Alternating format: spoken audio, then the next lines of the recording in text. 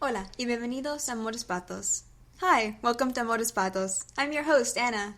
And I'm your other host, Faby. This is a podcast where two best friends get together and talk about Duck facts, duck lore, Duck Florida, and DuckTales.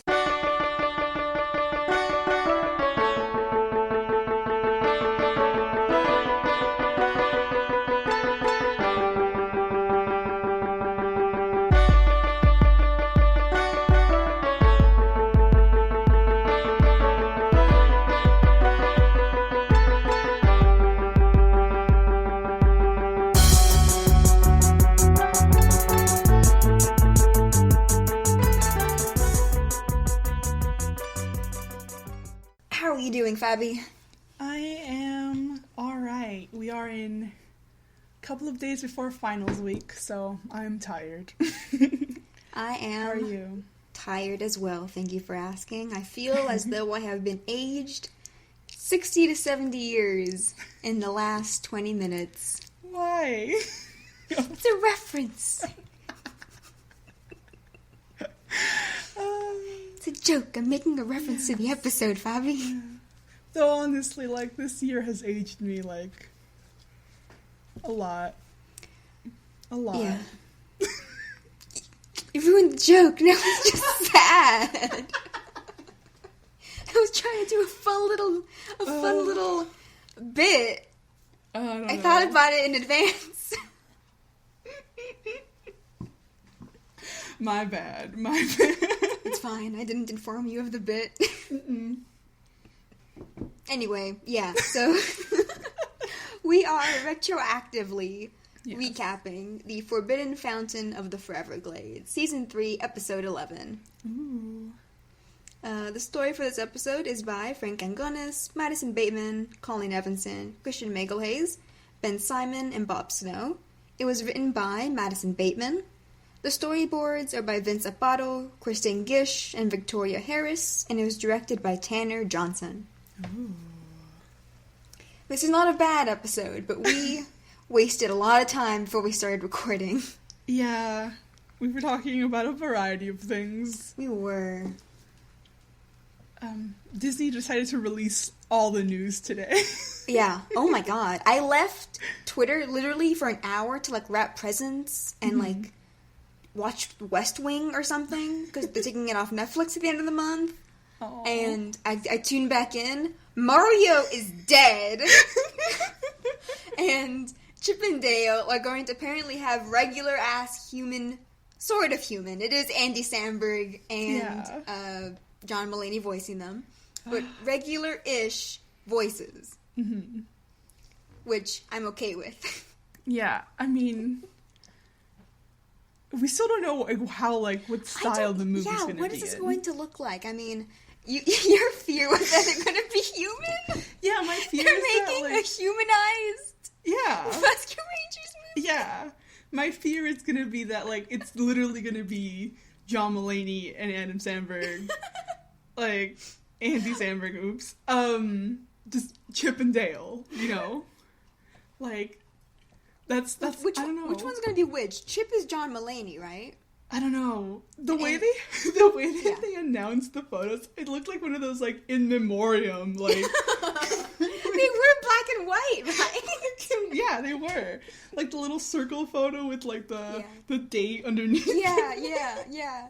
I'm thinking because they said John Mulaney and Andy Samberg, and it's Chip and Dale, so I'm gonna assume John Mulaney is Chip because I feel like John Mulaney could play the more uptight by the book guy. Andy Samberg is already Jake Peralta in Brooklyn Nine-Nine, who was not by the book. Books by the whatever by the book. Yeah, and that's Chip. Chip is the more the slob and he doesn't do things by the book. Whatever. Yeah. I still don't know anything about I don't know either of them. Yeah, I mean, our only options for what this movie's going to look like is a Roger Rabbit. And I mean, the new Tom and Jerry movie, have you seen the trailer for that? They are doing, I think it is 3D, but it's meant to look like 2D. It's the way they've animated it looks like 2D, and it looks really good. I have not seen it because I do not enjoy Tom and Jerry. Oh, no! I watched so much Tom and Jerry when I was younger. On, I guess, Boomerang, I would have watched it. See, my brother really enjoys Tom and Jerry. I do so not. do you hate it by default? It's not that I hate it by default, it's just that I think I watched so much of it. Oh, no, Although I just will sick of say it. that their parody of the Fast and the Furious is the exception to this. I've not That's seen funny. that. I know, I watched a lot of the classic Tom and Jerry. Like, I would literally watch, like, the shorts from whenever they were from. Now, who knows? I really don't know. Yeah. But, yeah, I mean, I think our options for the Rescue Rangers movie, because we have seen no stills, we don't know what anything looks like. I mean, our options are either, like we said, like a Roger Rabbit, Tom and Jerry movie looking thing, like 2D looking animals, creatures with live action, or like an Alvin and the Chipmunks deal, where they are completely computer animated. Yeah, and they're like realistic. Yeah, that idea frightens me. Does it frighten you more or less than the idea of just a human? They're all humans now. Frightens me more. Okay. Because at least the humanization, whatever, would be original. Sort of, I guess. But it also isn't feasible because they're like little rodents. Like, what if they're people living in a world of animals? What if we flip it? Rescue Rangers is weird in like the Disney afternoon lineup because it's not like DuckTales or Tailspin where it's a completely anthropomorphic animal world. That's what I'm saying. And it's not like Bonkers, which operates on like Roger Rabbit rules. Like Chip and Dale is set in like the real world. Yeah. Where they are all actual animals who live in the human world, and the humans treat them like animals. I don't know where I'm going with this tangent anymore. Rescue Rangers apparently is happening. Yeah. It's going to be on Disney Plus next year? I don't know. That's the thing. They just like announced a bunch of things and I have no idea dates for any of these things. Rescue Rangers. But yeah, back to the voices. I think I said before that I never really liked the Chip and Dale voices, or maybe I just might have said it here. I don't really like the voices. Like, I feel it's weird that they kept the voices, like, basically exactly from what they sounded like in the 50s. You know what I mean? Like, yeah. I mean, I guess it's integral to the character, but I was never a big fan of Chip and Dale. And the voices were one of the reasons it was such a turn off for me. So yeah, like, I hope that... I hope they don't pitch the voices. Because that's what they did for Alvin and the Chipmunks. But, I mean, that's kind of integral to Alvin and the Chipmunks. Like, they had songs before they had the cartoon, and they sounded like that. Yeah. But no, they have Andy Samberg and John Mulaney, who are comedians. Like, they're known for their voices. I don't think they could pitch them up or do anything really weird to them. I don't think so. I mean, why get them then? Right? I don't know. Disney does fucked up shit all the time. They do. Oh, yeah, let's not. Let's try not to give Disney too much credit. No, I'm not giving them any credit. Yeah. Jesus. Did you see, like, their stock is, like, higher than ever? I'm like, can you hire back the 50,000 now employees you fired or furloughed? That's so fucking stupid. Whatever that fucking means. Yeah. And then they had to close down Downtown Disney again, all the food and whatever, because... Fucking why? Like, we kept joking. Like a week later! And I kept saying that we were gonna go wait in line 3 hours for a fucking Wetzel's pretzels. We were joking, because, like... It would be a beignet. It would be a beignet. I will say, the beignets in Downtown Disney are freaking delicious. They're so good. But I'm not... It's like it's an outdoor mall. Yeah. I don't understand what was the point of opening it. Yeah. And then they even opened up part of California Adventure, and I'm like, I thought you guys weren't supposed to open anything. Are you, like, sneaking this under... Yeah. Like, Governor Newsom's nose? Like, what are you doing? You went through the employee entrance? What the fuck? Yeah. And then they also had to close everything down again, and I think a couple 100 employees had to be furloughed again. Yeah. Like, Disney, just, like, fucking pay your employees. Pay your employees so they can afford food and rent. How about that? It's fucking dumb. Oh my god, it's beyond... I don't even know. It's Whenever I start to think about, like, how much shit they own, I just get incredibly mad. Yeah, I mean... Because, like, they own so much, and yet they like, don't want to do bare minimum when it comes to, like... why is Disney World open? It's still open, right? God, and then not just open, it's packed. Yeah. Like, I follow a bunch of, like, Disney World, like, live, like, news Twitters accounts. I see it constantly packed. There's no social distancing. There's no safety measures of any kind. People are wearing masks, but that only does so much. Yeah. And, like, I mean, obviously Governor DeSantis is, like, a horrifying monster, whatever. Mm-hmm. But, I mean, Disney stock is, Disney stock is incredibly high, whatever the fuck that means. They don't need to have Disney World open. They don't need to, like, allow so many people to risk their lives. Yeah. Like, I love Disneyland. Fuck Disney as a company. Fuck Disney. I love that. Fuck Disney so hard. I don't feel the urge, like, to go and, like... No. At least, like, I mean, Disney keeps, like, begging to open Disneyland. At least they haven't opened it. At least Governor Newsom, whatever other his many flaws... He's like, no, you fucking dumbasses, we're not opening Disneyland. Yeah. It would, I mean, as bad as Disney World being open, Disneyland being open would be so much worse. Yeah. Disneyland is tiny. We all know this. It's tiny. Yeah, it's so small. It's small.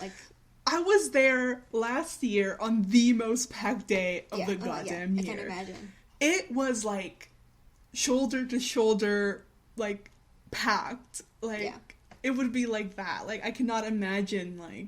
social distancing. No, I mean, whatever, they would open it at limited capacity, blah, blah, blah. It's not worth the risk. That means nothing. It means nothing. It's not worth the risk. No. At all. Like, I mean, I get we all want to go back to normal, blah, blah. We all want to go back to normal. Yeah. Like, completely. But, I don't know, like, constantly risking your life and other people's lives to see the mouse, to go on a ride, to eat some food, like... You're paying so much. Why do you want to, like, pay with your life for... Yeah. It's so dumb. It's really, really dumb. Also, Disney World is overrated. That's a complete different issue, but it is. I mean, I haven't been there. You have. I have. I've only been to Florida twice, and both times was to go to Disney World. Once when I was, like, 7, and then again... God, was it last summer? I think it was 2 summers. I think it was last summer. Was it last summer? I think so. I mean, this summer was nothing. Yeah. I think it was the summer before. Yeah, I went... Yeah, it was. Was it late June or late July? I forgot. Oh, I was remember. There... I watched Toy Story 4 when it premiered, so whenever that was. Mm-hmm. Late June or late July. And, I mean, I know Disney World is going to add stuff like a Ratatouille, which I would like to see a Ratatouille, because the French Pavilion has jack shit. It has that one French movie about France that my dad and I sat through, because we wanted air conditioning, and he cried. Like, this 20 minutes. Impressions of France? Yes. Impressions of France. And it's just, like, nice, scenic, like we're taking on a tour of the French countryside. And I hear him sniffling, because my dad cries really easily at movies, and hear him sniffling next to me, and I'm like, oh my god, are you crying? And he's like, no. And he's crying. Like, I will cry through my way through Fantasmic, but I don't know if I would cry through Impressions of France. Yeah, he cried in Impressions of France. I'm like, you good? No. Well, God. So yeah, they're adding a Ratatouille. I don't know. They're adding something else. Who cares? They're adding, I think, like a Guardians of the Galaxy ride. Are they? Are they doing that? They're copying the Tower of Terror. What used to be Tower of Terror and is now. Oh. I think it's like a different. Like, it's a roller coaster from what I remember. That's pretty good. But yeah, I mean, I went to Disney World. It's. I don't know. I mean, obviously, if you live closer to Disney World, you're gonna go to Disney World. Mm-hmm. But I mean. Disneyland is cheaper, and you get all of the rides they have at Disney World. Yeah. That they just have scattered in the 4 parks. You have them in one park, and they're all better. I think The one ride, I mean, the Flight of Passage in Avatar Land or whatever was very good. That was my favorite ride, I think. But I mean, it was that ride. I was too scared to go on the Everest ride. That one's probably good, but I was too scared to go on it. Yeah. My dad, too. We walked all the way there, saw it, and turned around. Oh, no. Like, we looked at each other like, yeah, no, we're both chickening out. Oh, my God. Yeah, it's right at night. The way we ride the Matterhorn. Too chicken. Matterhorn is so fun to ride at night, even if it gives me horrible back pain and a headache every time. Yeah. I'm always afraid that, like, since my torso's too tall, I'm always like, I feel like I'm hunched over. There's taller dudes than you who ride this. But there's like specific like moments where I'm just like hunch. Yeah. I'm so small I have to brace myself so I don't like smack my head on the back of the seat. Oh no. It's jerky as hell, that ride. Yeah. But we can only ride it at night because we see all of Disneyland lit up and it's amazing. It's so pretty. It's so pretty. Yeah, so Disneyland is better, but also don't go to the parks. Don't. And I think what's hilarious, but also like in a really sad way, is that I mean not just Disneyland, Disney World, but like everywhere is now providing hand sanitizer and they're properly cleaning everything, and it's like, why weren't you doing that before? Yeah.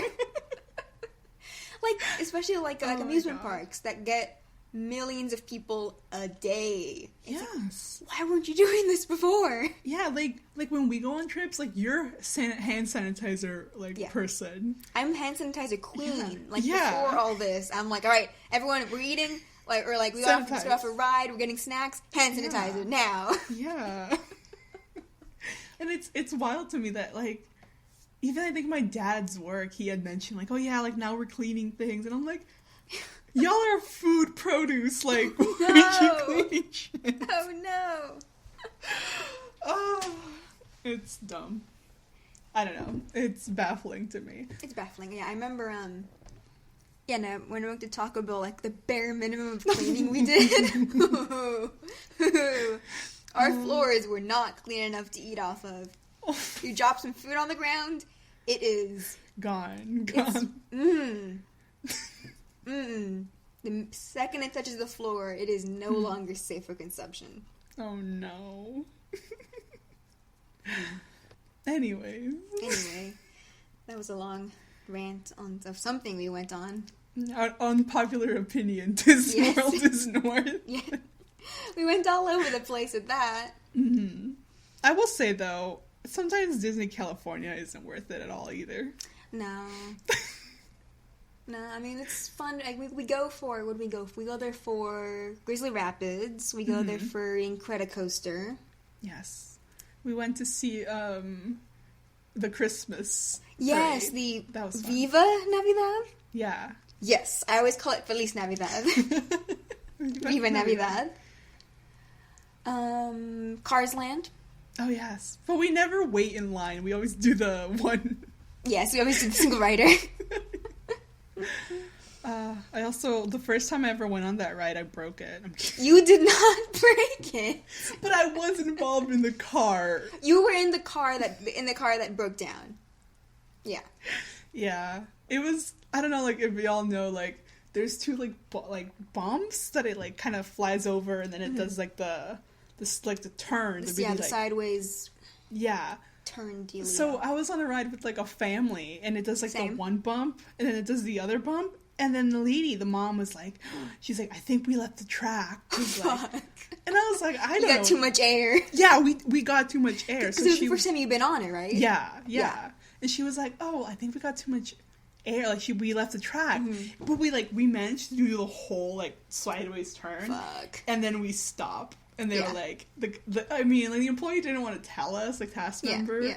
But he was basically like, yeah, you guys left the track and you shouldn't have done it. Yeah, I think we were behind you because we were, like, in the sun and a cast member came and told an umbrella over us. Yeah. Because it was, like, June or something, so it was hot. Yeah. And I was with the family, and the dad was like, when we were stopped, he did a little like recording, like, hey, we're stuck in Cars Land with our purple-haired friend.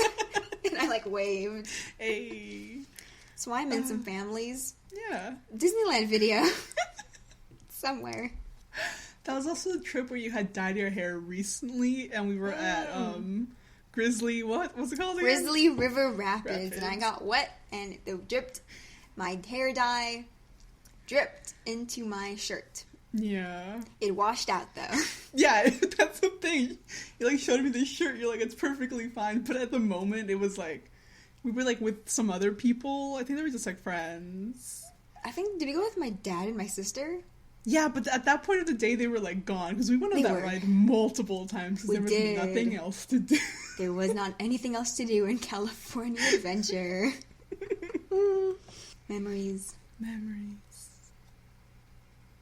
I'm sad, because we would be planning our trip soon. We would. Yeah, we would typically go in January.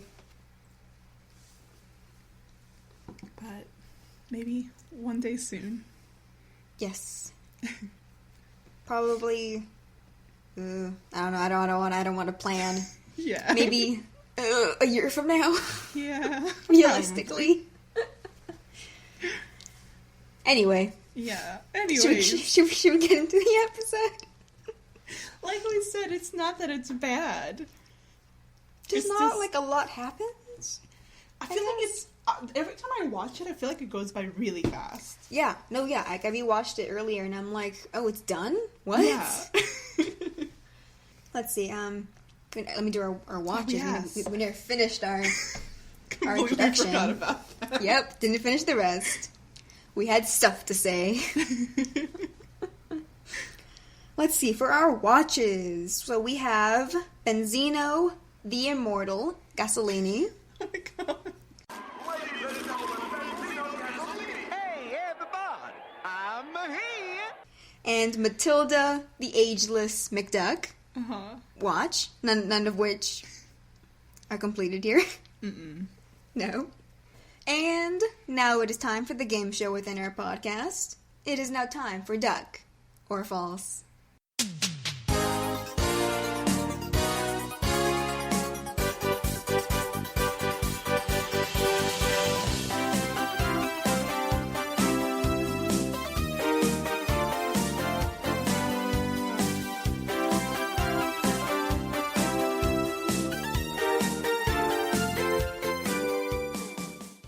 Did Scrooge and Goldie have a child out of wedlock in the comics?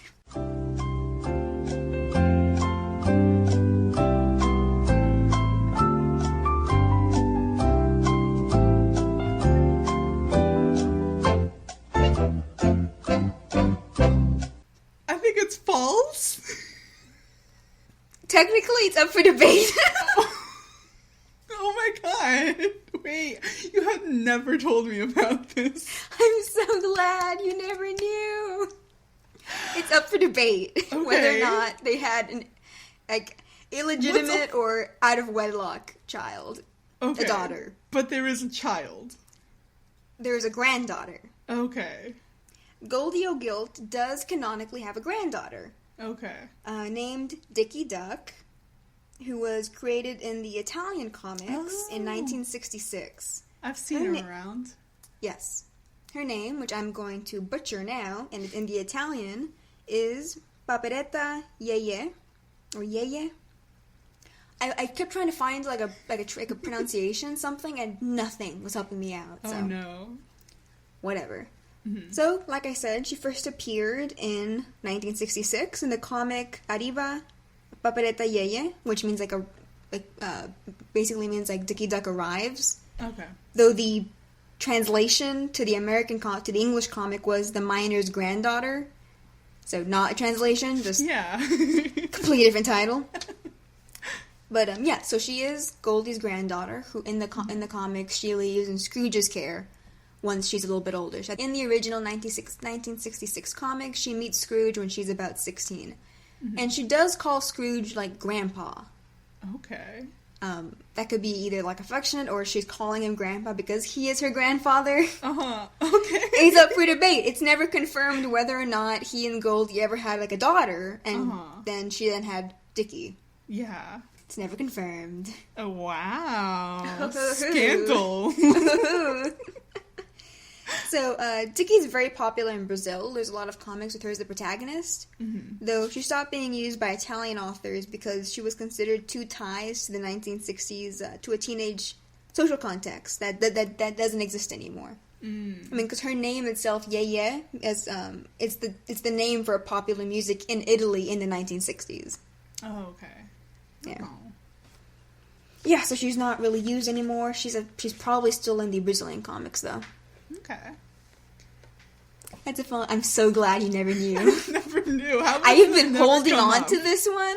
I've been holding on to this Ducker Falls till we got a Goldie episode. Oh my god. How has this never come up in one of the million I Disneyland know. lines we're talking? I know. Like, I am so glad I never talked about this. No.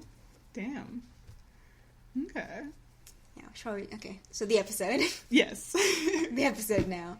We begin in Florida.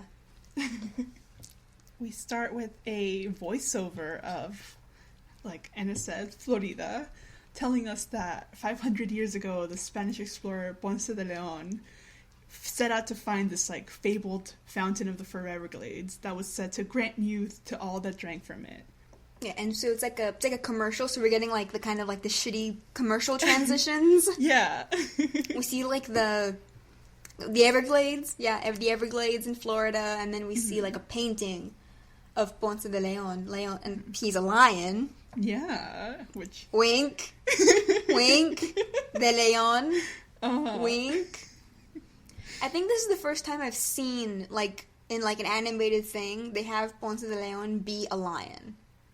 Has it, like, have people been like, oh, it's too obvious, and they never do I don't it? know. I feel like this is the first time I've seen him as a lion. Like, I'm like, Yeah. thank God. Like, it works. I mean, it's Yeah. his name literally is Lion. Anyway, we see Ponce de León in this painting looking very buff Mm-hmm. in his, like, conquistador outfit. Yeah. Sword. Fountain. And then so it transitions from the painting to this, like, resort owner. This very skinny lion Mm-hmm. walks into frame right in front of the painting, and I'm like, oh look, there's Ponce de León. Yeah. Immediately. I like the gag of him actually being this skinny wimp ass. Yeah. I'm like, oh yeah, he probably painted that himself. Mm-hmm. He's got like a hippie vibe. His hair's long and like he has 2 rubber bands. Yeah. He seems very chill. Yeah. But yeah, I'm like, it's him. Very. It's him, yeah. Yes. Yeah. So we see so it's this commercial that's playing. We see the outside of the hotel, and this. Oh, and it's the Conquistador Inn where the years melt away.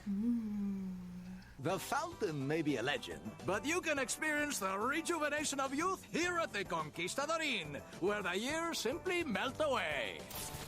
Spring break!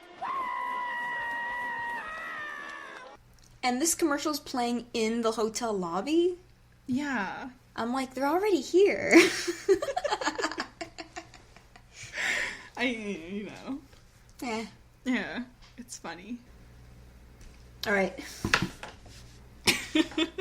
This episode. Why is this so hard? It's because it's mediocre. We can't even rag on it. I know we can. Just kind of it's there. Yeah. All right. So we talked about. So let's see. So Scrooge and the kids, Webby, Huey, Dewey, and Louie rock up to the hotel, and it's apparently spring break. Yeah.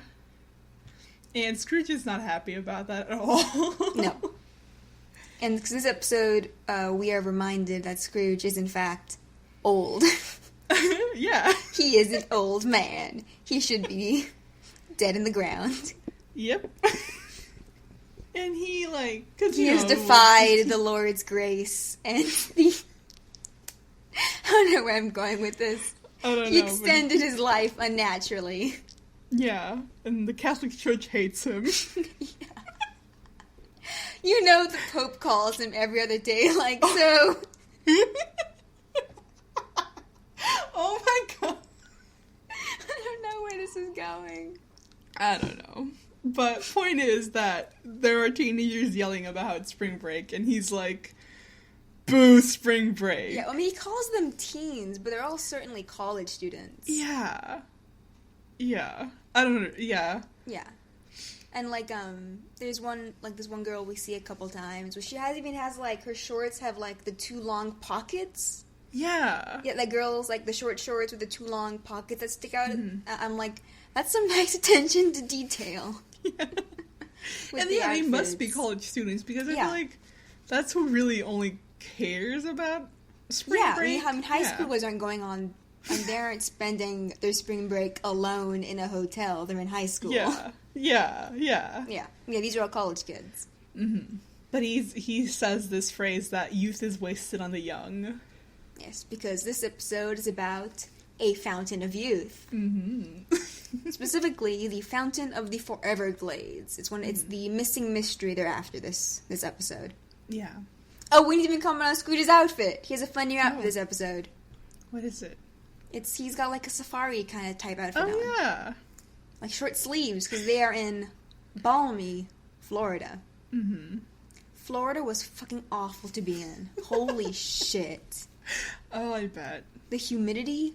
Christ. Like, I feel like I was melting. Oh, no. Like, I just felt like I was melting. Yeah. Awful. Ugh. Anyway.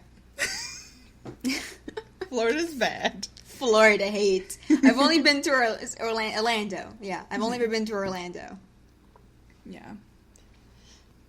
Then he's pushing and shoving, like, no, people. I mean, well, he gets, like, this guy who's, like, his pool noodles, like, like, he hits Scrooge in the face with the 3 pool noodles he's carrying. And Scrooge, because Webby's trying to defend, they call them teens. I'm like, these are college students. That's why they're this obnoxious. Yeah. I'm sure these teens have had a very difficult academic year and deserve to blow off steam.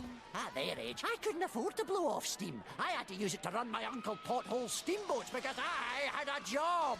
And this is a lore moment for me to get into real quick. Yeah. I'm excited. Mm-hmm. So, yes. So let's get dangerous.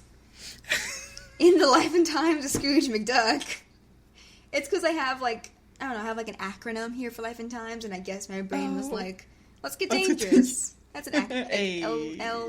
LGD. Mm-hmm. That's an acronym. Whatever. Never mind. It's Chapter 2, The Master of the Mississippi, which is set between 1880 and 1882. That is when Scrooge first arrives to the United States. I think he's like 13 at that time. Damn.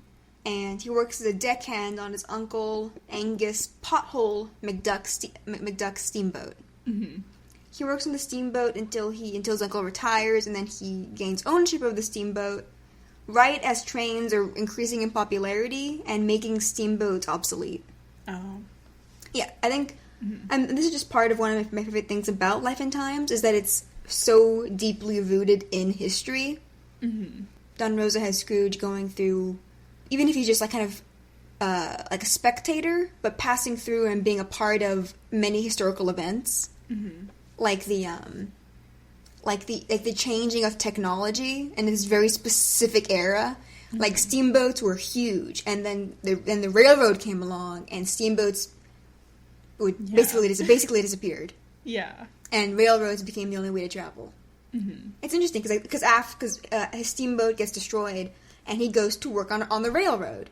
He works as a fireman on the I'm going to butcher this pronunciation, the Wabash Cannonball Express, which was an actual train. There is a song about this train. Oh, like it was that famous. I think the song is like it's just like the Wabash Cannonball. There's like a folk song about this train, and obviously not ignoring all of the racist, I guess, racist way that Don Rosa often draws and depicts many of non-white characters throughout the story. Not obviously not to ignore that. We've definitely brought that up before. Yeah. But where he does focus on the historical, I mean, I love history, so that's a big reason why I like Life and Time so much. Mm-hmm. Yeah, I feel like it's a very interesting way to set a story, especially because, like, Scrooge's life spans so many decades. Yeah. You know, so that's really, really interesting. Yeah. I remember that story. I did read that one. Yes, it's chapter 2, so I would hope so. And in chapter 2 is also where he meets Ratchet Gearloose, who is Gyro's grandfather. Mm-hmm. He's like he helps him on the steamboat. He's like his first mate or whatever. Mm-hmm. Something. Science man. Sorry, the thought, Scrooge just watches people he loved die, huh? Yeah, he that does. thought popped into my head. Well, he tends to kind of move around, so he's not there when they die. Yeah. Like his parents. That's such a... My brother asked me, because we were watching the, I forgot the name of the episode. Which one? I never remember. The latest one with Matilda. I think it's the fight of Castle McDuck? Or Yeah, fight I think. 4? I don't remember. But my brother was like, oh, like, are his parents alive in, like, the comics? And I was like, no, eventually they're not. And it's really sad. And he's not there when they die. And there's, like, I think it's chapter... Oh, it's a later chapter. How many chapters are there? Maybe 4 chapters from the end. He goes and visits their grave. Yeah. It's real sad. Ugh. Yeah. It's sad. Anyway. This is about youth. Yes. Youth and living. I think this is when they bring up the Fountain of the Foreverglades. Yes, because Louis asks Scrooge, like, if you hate young people so much, why are we staying at this hotel that's obviously catering to young people? Yeah.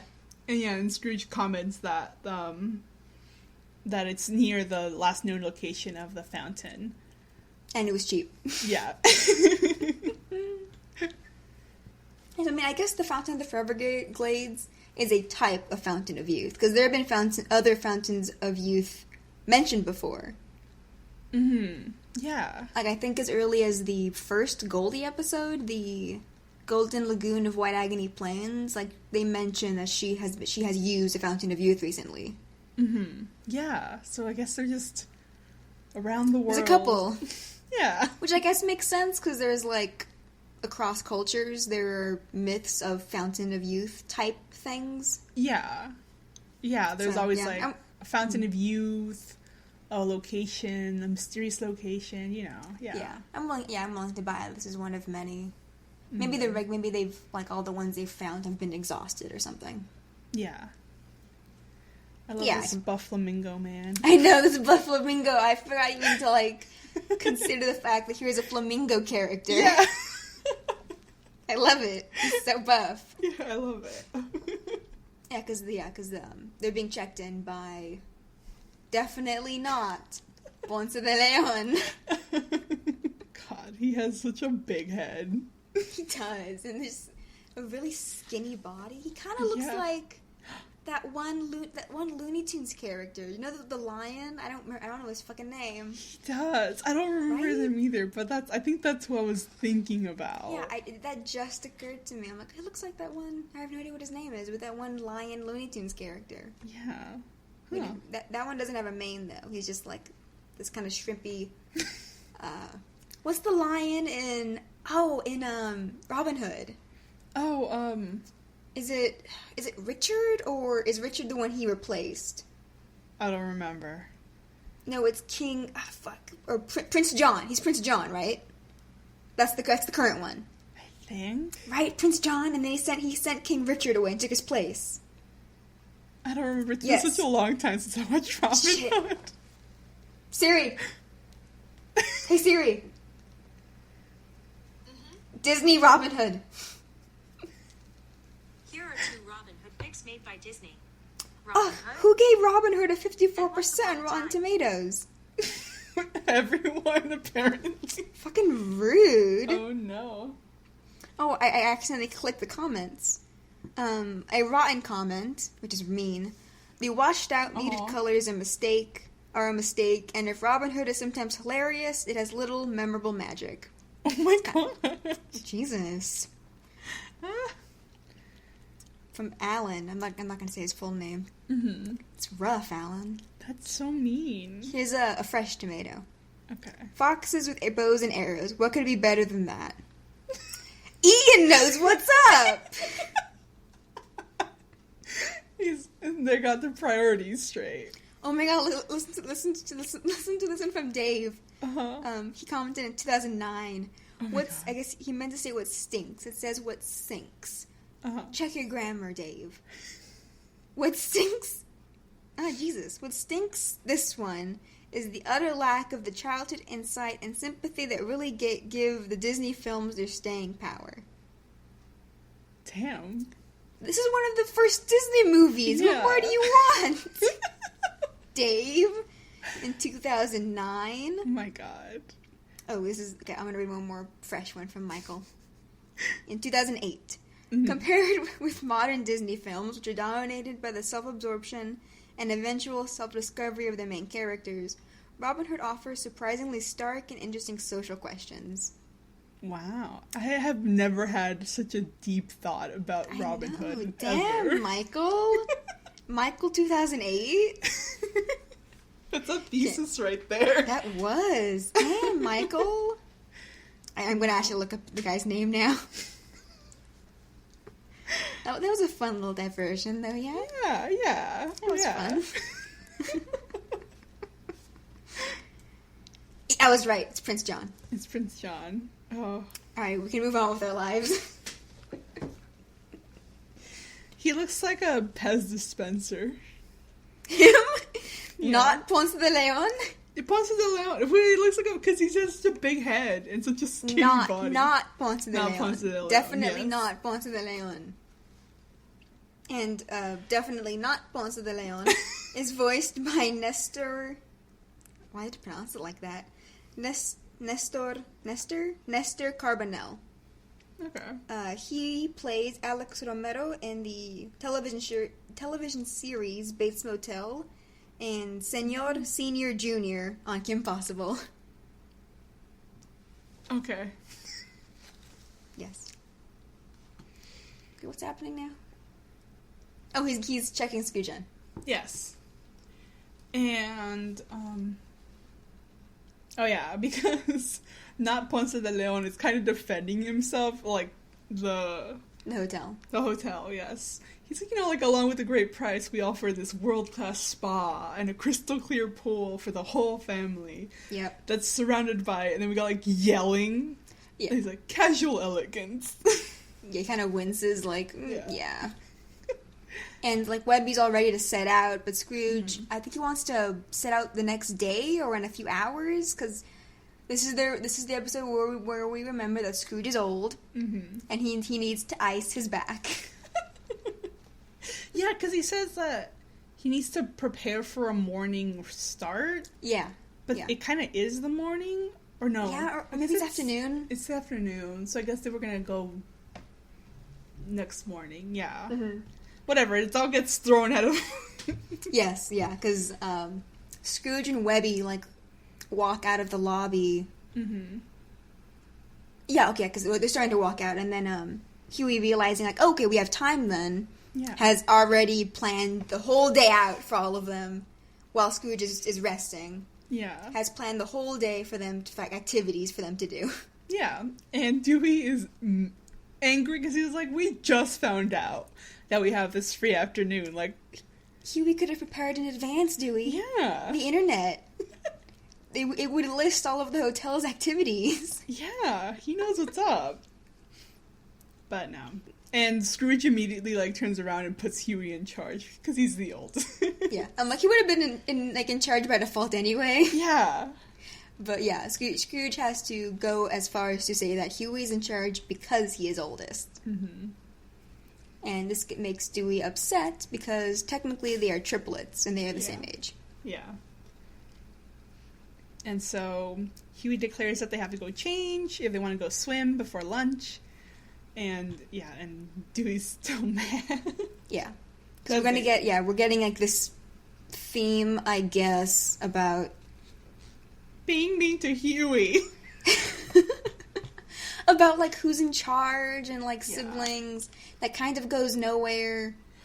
It literally gets, like, dropped. It literally gets dropped. Yeah. So I'm looking at this goose guy that we see in this just like a background character. He's just like a goose. Oh. Yeah, straight up has like the gooseneck. I don't think we've seen a goose in this show yet. Oh yeah, I see him now. You see him? Yeah, he's in the tank top. He's cool. Like Yeah, I said, yeah.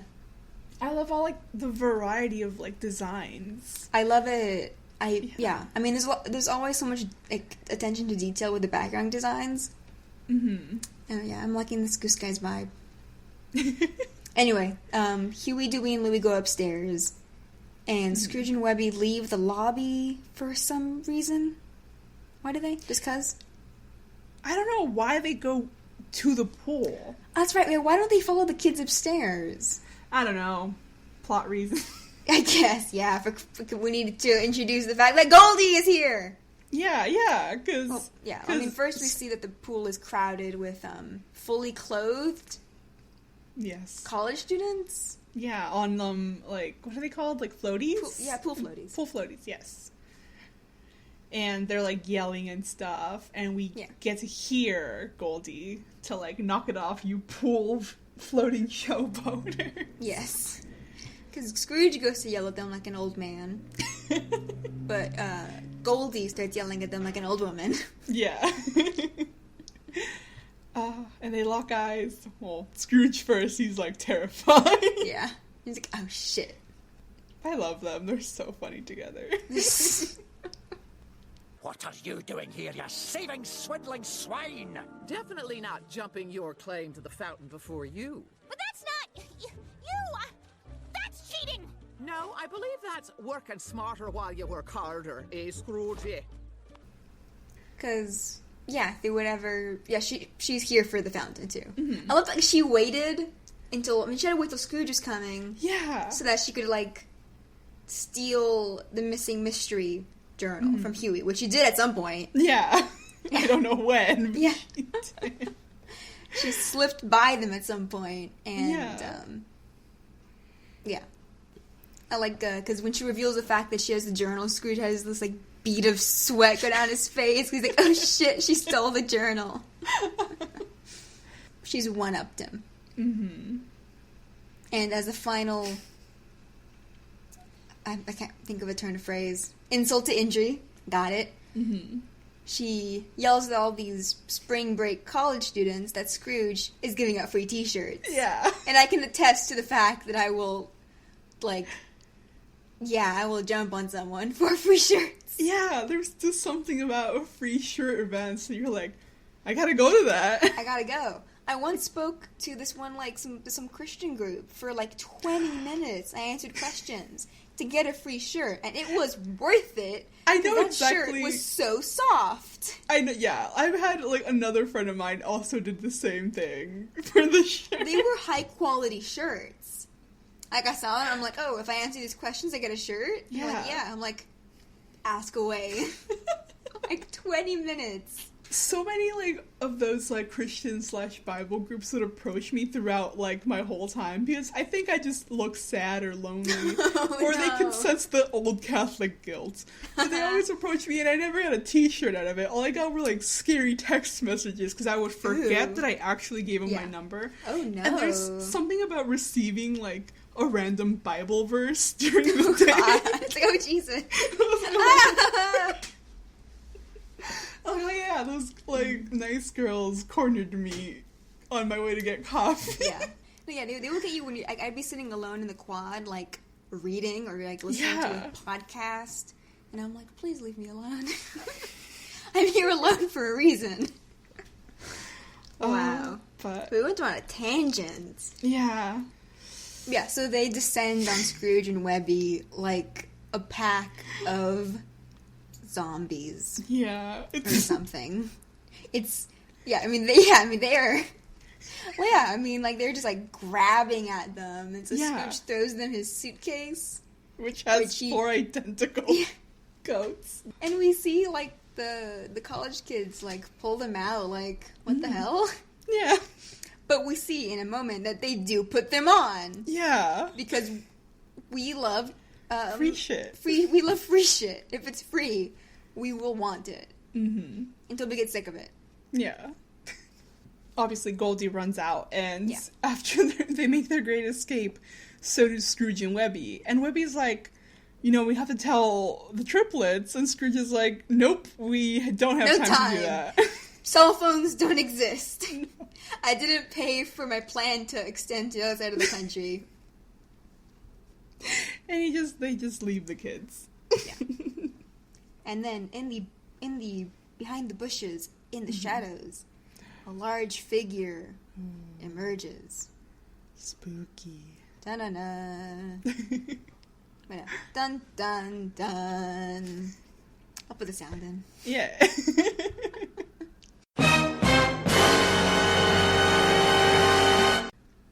Yeah, it looks like, I guess, however many minutes later, the kids don't wonder. Do they ever wonder where Scrooge went? No, because I think they think Scrooge is, like, icing his back. Yeah, They don't know they got did this abandoned. whole time. Do they think he's like Yeah. taking a nap? Yeah.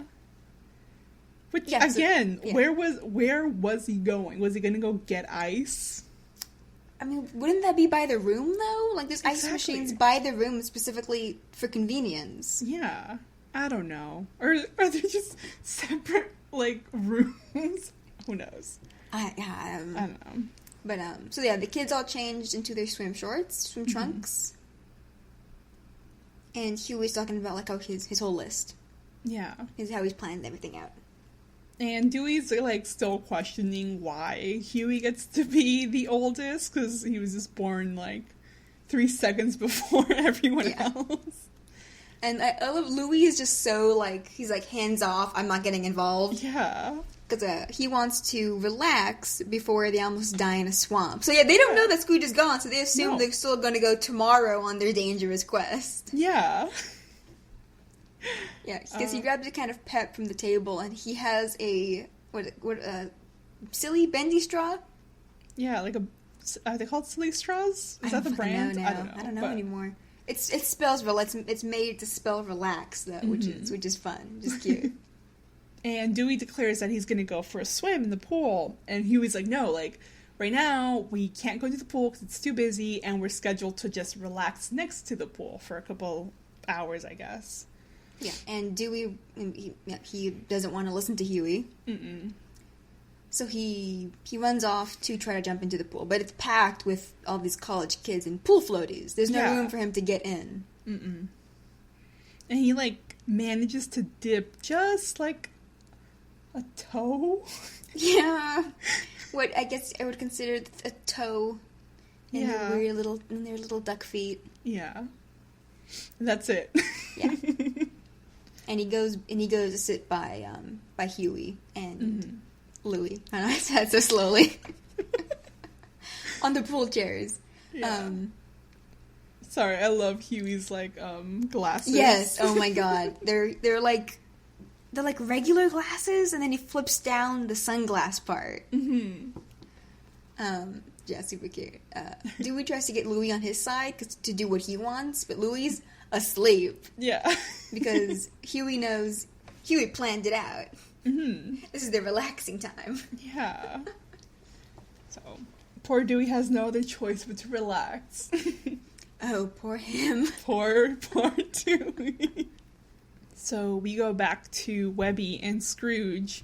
In And the Webby is, swamp. like, yeah, Webby is running, like, a good distance away from them. Yeah.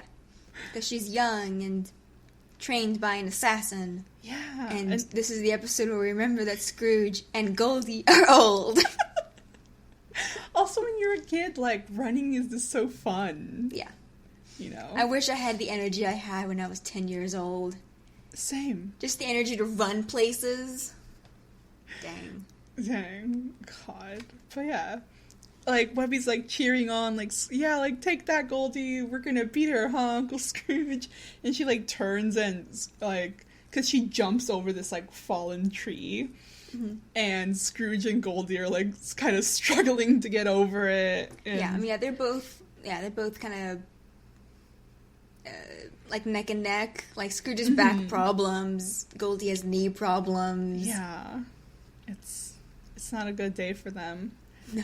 And Webby suggests taking a timeout. Do they need to? Because Scrooge falls over. Yeah. It's not a good day. No. I keep, like, stretching my own back every time I see him doing it. So Scrooge is like, no, I don't need a break. He's still on the ground. He's like, I just need water. They basically do take a time out, because Goldie stops too, and she takes a drink of water. Because she came prepared. And, like, Goldie's, like, bragging about how Scrooge doesn't have any water. That she mentions that she stole this water from the hotel, fair and Which square. confuses me. I'm like, water's free. Yeah. It's a hotel. I don't know. How did you steal water? Yeah, I don't know. It's just, if you got it from a water fountain, it's free water, Gold. Yeah, I'm like, you didn't steal the water. She did steal the canteen she's drinking the water out of, as we learn. It was Scrooge that she stole it from him in 70-something. 73. On Oak like, Island. Yes. And they're, like, fighting over the canteen while talking about, like, a moment of, like, how their life has always been, like, constant betrayals back and forth. Mm-hmm. And Scrooge does drink some of the water. Yeah. And then she sprays him. And then she sprays him in his face. That she stole it from him because it was payback for the time that the bridge snapped and he let her fall. Yeah. And Scrooge is like, well, you're the one that cut the bridge. Yeah. You two have so much history. Aye, full of betrayal. Why stop now? Aw, so cute. I can't wait to get old. I mean, you're in the McDuck family. Who knows if you'll be allowed to get old. To age. We talked about how Scrooge is going to slip them all a Fountain of Youth tonic in their martinis. Yeah. When they're turned 21. Yep. But yeah, so we go back to the boys. Because relax time is over. Nap time is over, basically. Yes. And yeah, I love it. Huey timed it so well that it's right as he and Louie both wake up. Yeah. Huey knows what's up. So they both wake up, and so does Dewey, but, like, not as happily and peacefully as Huey and Louie did. Yeah. But when he stands up, like, he's taller now. Yeah. Yeah, both Huey and Louie are immediately like, okay, something's wrong. Yeah. And Dewey's like, oh, like, well, I must have hit a growth spurt. Yeah, because he's, like, a couple of inches taller than both Huey and Louie now. He's just, like, just they've stretched him out too much. Yeah. I don't like it. Is it the legs that are longer? I mean, his head's bigger, too. Oh, yeah, yeah. It's like, I mean, he has more neck. He does. They literally just stretched him out. I don't like it. Yeah. And Huey's all like, you know, you couldn't have, like, hit a growth spurt before I did, because I was born first. Yeah. And Dewey's like, well, maybe, like, my egg was laid first, which technically makes me the oldest, so I'm the big brother now. Yeah, and he was like, that's not how biology works. Yeah. But Dewey's, like, insisting he's the big brother, and that he's in charge now, and they kind of listen to him. Yeah. He, like, takes the plans away from Huey. Yeah. And he does that, like like, you can't reach it. He's, like, shoving Huey away. Yeah. Louie just lets this happen. It's great. Yeah. This must hurt more because Huey wants to be tall. I know. I was thinking about the Jenna Marbles, though. Yes! I was thinking about... tall. I want to tower over people. Yeah. Okay. Back to Scrooge and Goldie. They're just, like, they're just racing each other. Yeah. Until they almost, like, run off a cliff. Mm-hmm. Like, into, like, a river. Yeah. Yeah. But there's, like, a fallen tree or, like, a giant log that's between, like, these two cliff faces, or, yeah. Mm-hmm. And Goldie runs over it first. Scrooge chases her, but the log gives way, and they fall into the water. Yeah. But then they start, like, running. Well, there's a name. What the fuck is this? Log, running. No, it's not it. I'm gonna look it up. Yeah. Quick. Sorry, I got, like, a little shot of Scrooge's sad little face. It's cracking me up. It is called log rolling. Oh, okay, yeah. So that it's a sport. Yeah, I always see it in, like, those, like, game shows where they're like, you gotta do, like, 20 different really dangerous things. But yeah.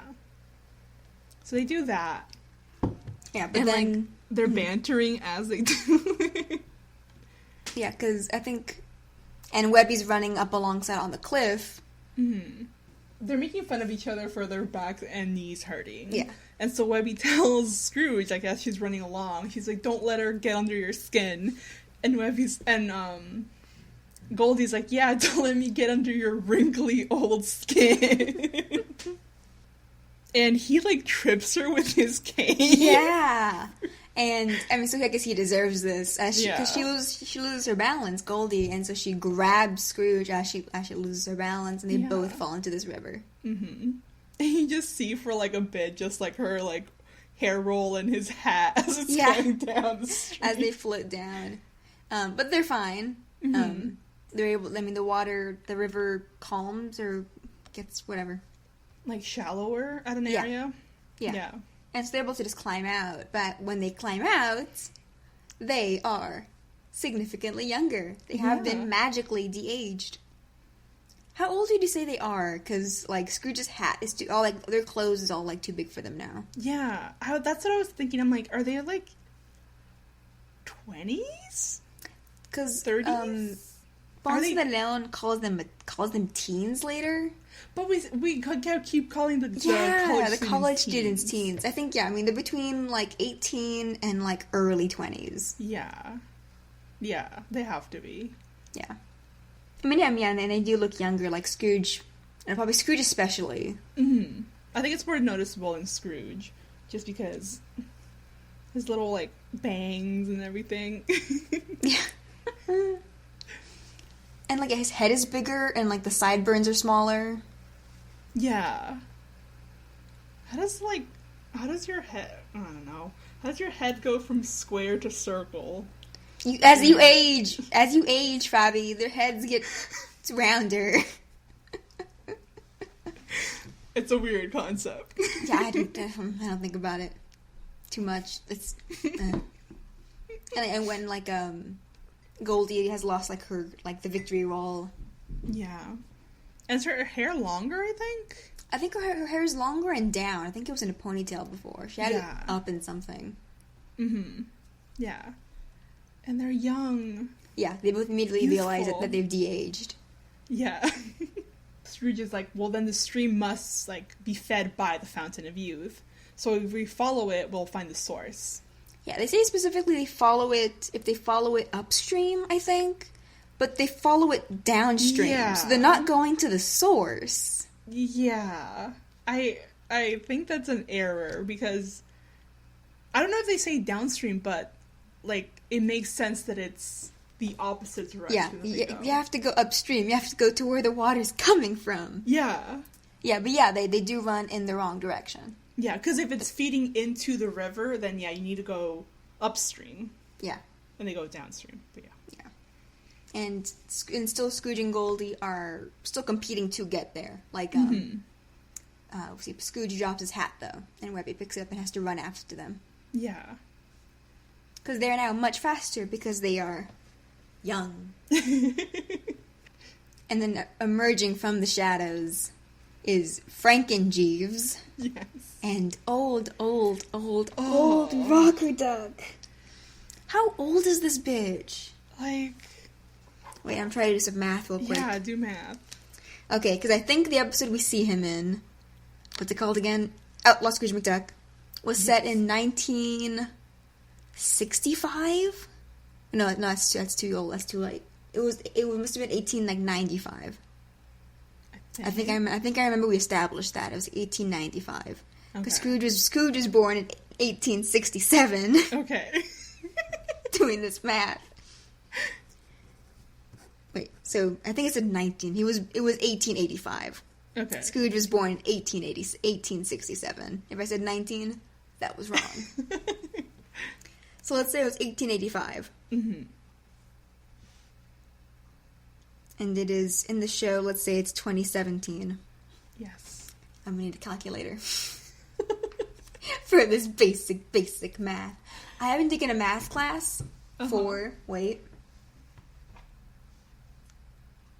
7 years. I had to do math for that. Oh my god, 7 years. Damn. I'm gonna be so dumb. I mean, I took calculus like 3 years ago and I don't remember shit. Oh, all right. Fuck derivatives. How? Assuming Rocket Duck was say 40 in Outlaw Scrooge McDuck, he is now, I guess, biologically, 170. Oh no. So technically older than Scrooge, because he was definitely older than Scrooge when he met him. Yeah. Yeah. So he's about 170. Does not look good. He looks so awful. And why is his hat messed up? I think, did he get stuck to the eye? No, because he looks like if you froze like beef jerky and then you like defrosted that. Gross. Because you like we like see it for reals, but he can't like move. He can't move. Body. Yeah, he can't move. He can talk, but he can't move anything because he's being held in like a baby carrier on Frank and Jeeves' chest. By the way, he got reanimated. Like Jeeves died at one point. And yeah. This is Frank and Jeeves. This is an undead Frankenstein Jeeves. He cannot rest. He has the dead-eyed stare, with the pupils going in different directions, and his mouth hanging open. Yeah, and he's got the what are they called? Bolts. The bolts, yes, the Frankenstein bolts. There's bits of metal we see on his face, it's been stapled. Yeah. Not good. No. And then his suit is torn. Can't you just give your poor Frankenstein butler a non-torn suit? Well, he can't even get a non-torn hat, so that's true. Why is his hat torn? Okay, yeah, so Rocket Duck is Scrooge. Because it's the same hat. It got shot off at some point. Who knows? Who knows? Oh god. So Rocket Duck is after the Fountain of Youth. Yes. The Fountain of the Foreverglades. Sorry, I gotta mention SpongeBob, because every time I see it, I think of that scene where it's the fry-off, and Plankton's all representing the chum bucket, a creature so fearsome, so terrible, so mind-bendingly large that those of you with weak constitutions may want to leave the stadium. I gotta get out of here! Too late! Ready or not, here he comes. Quake with fear, you mortal fools! Bow down before the awesome might of this huge guy who's carrying the real contestant, Patrick Star! I love that moment. SpongeBob. I think we're 3 for 3 with SpongeBob references. Hell yeah, we're back on track. Did it.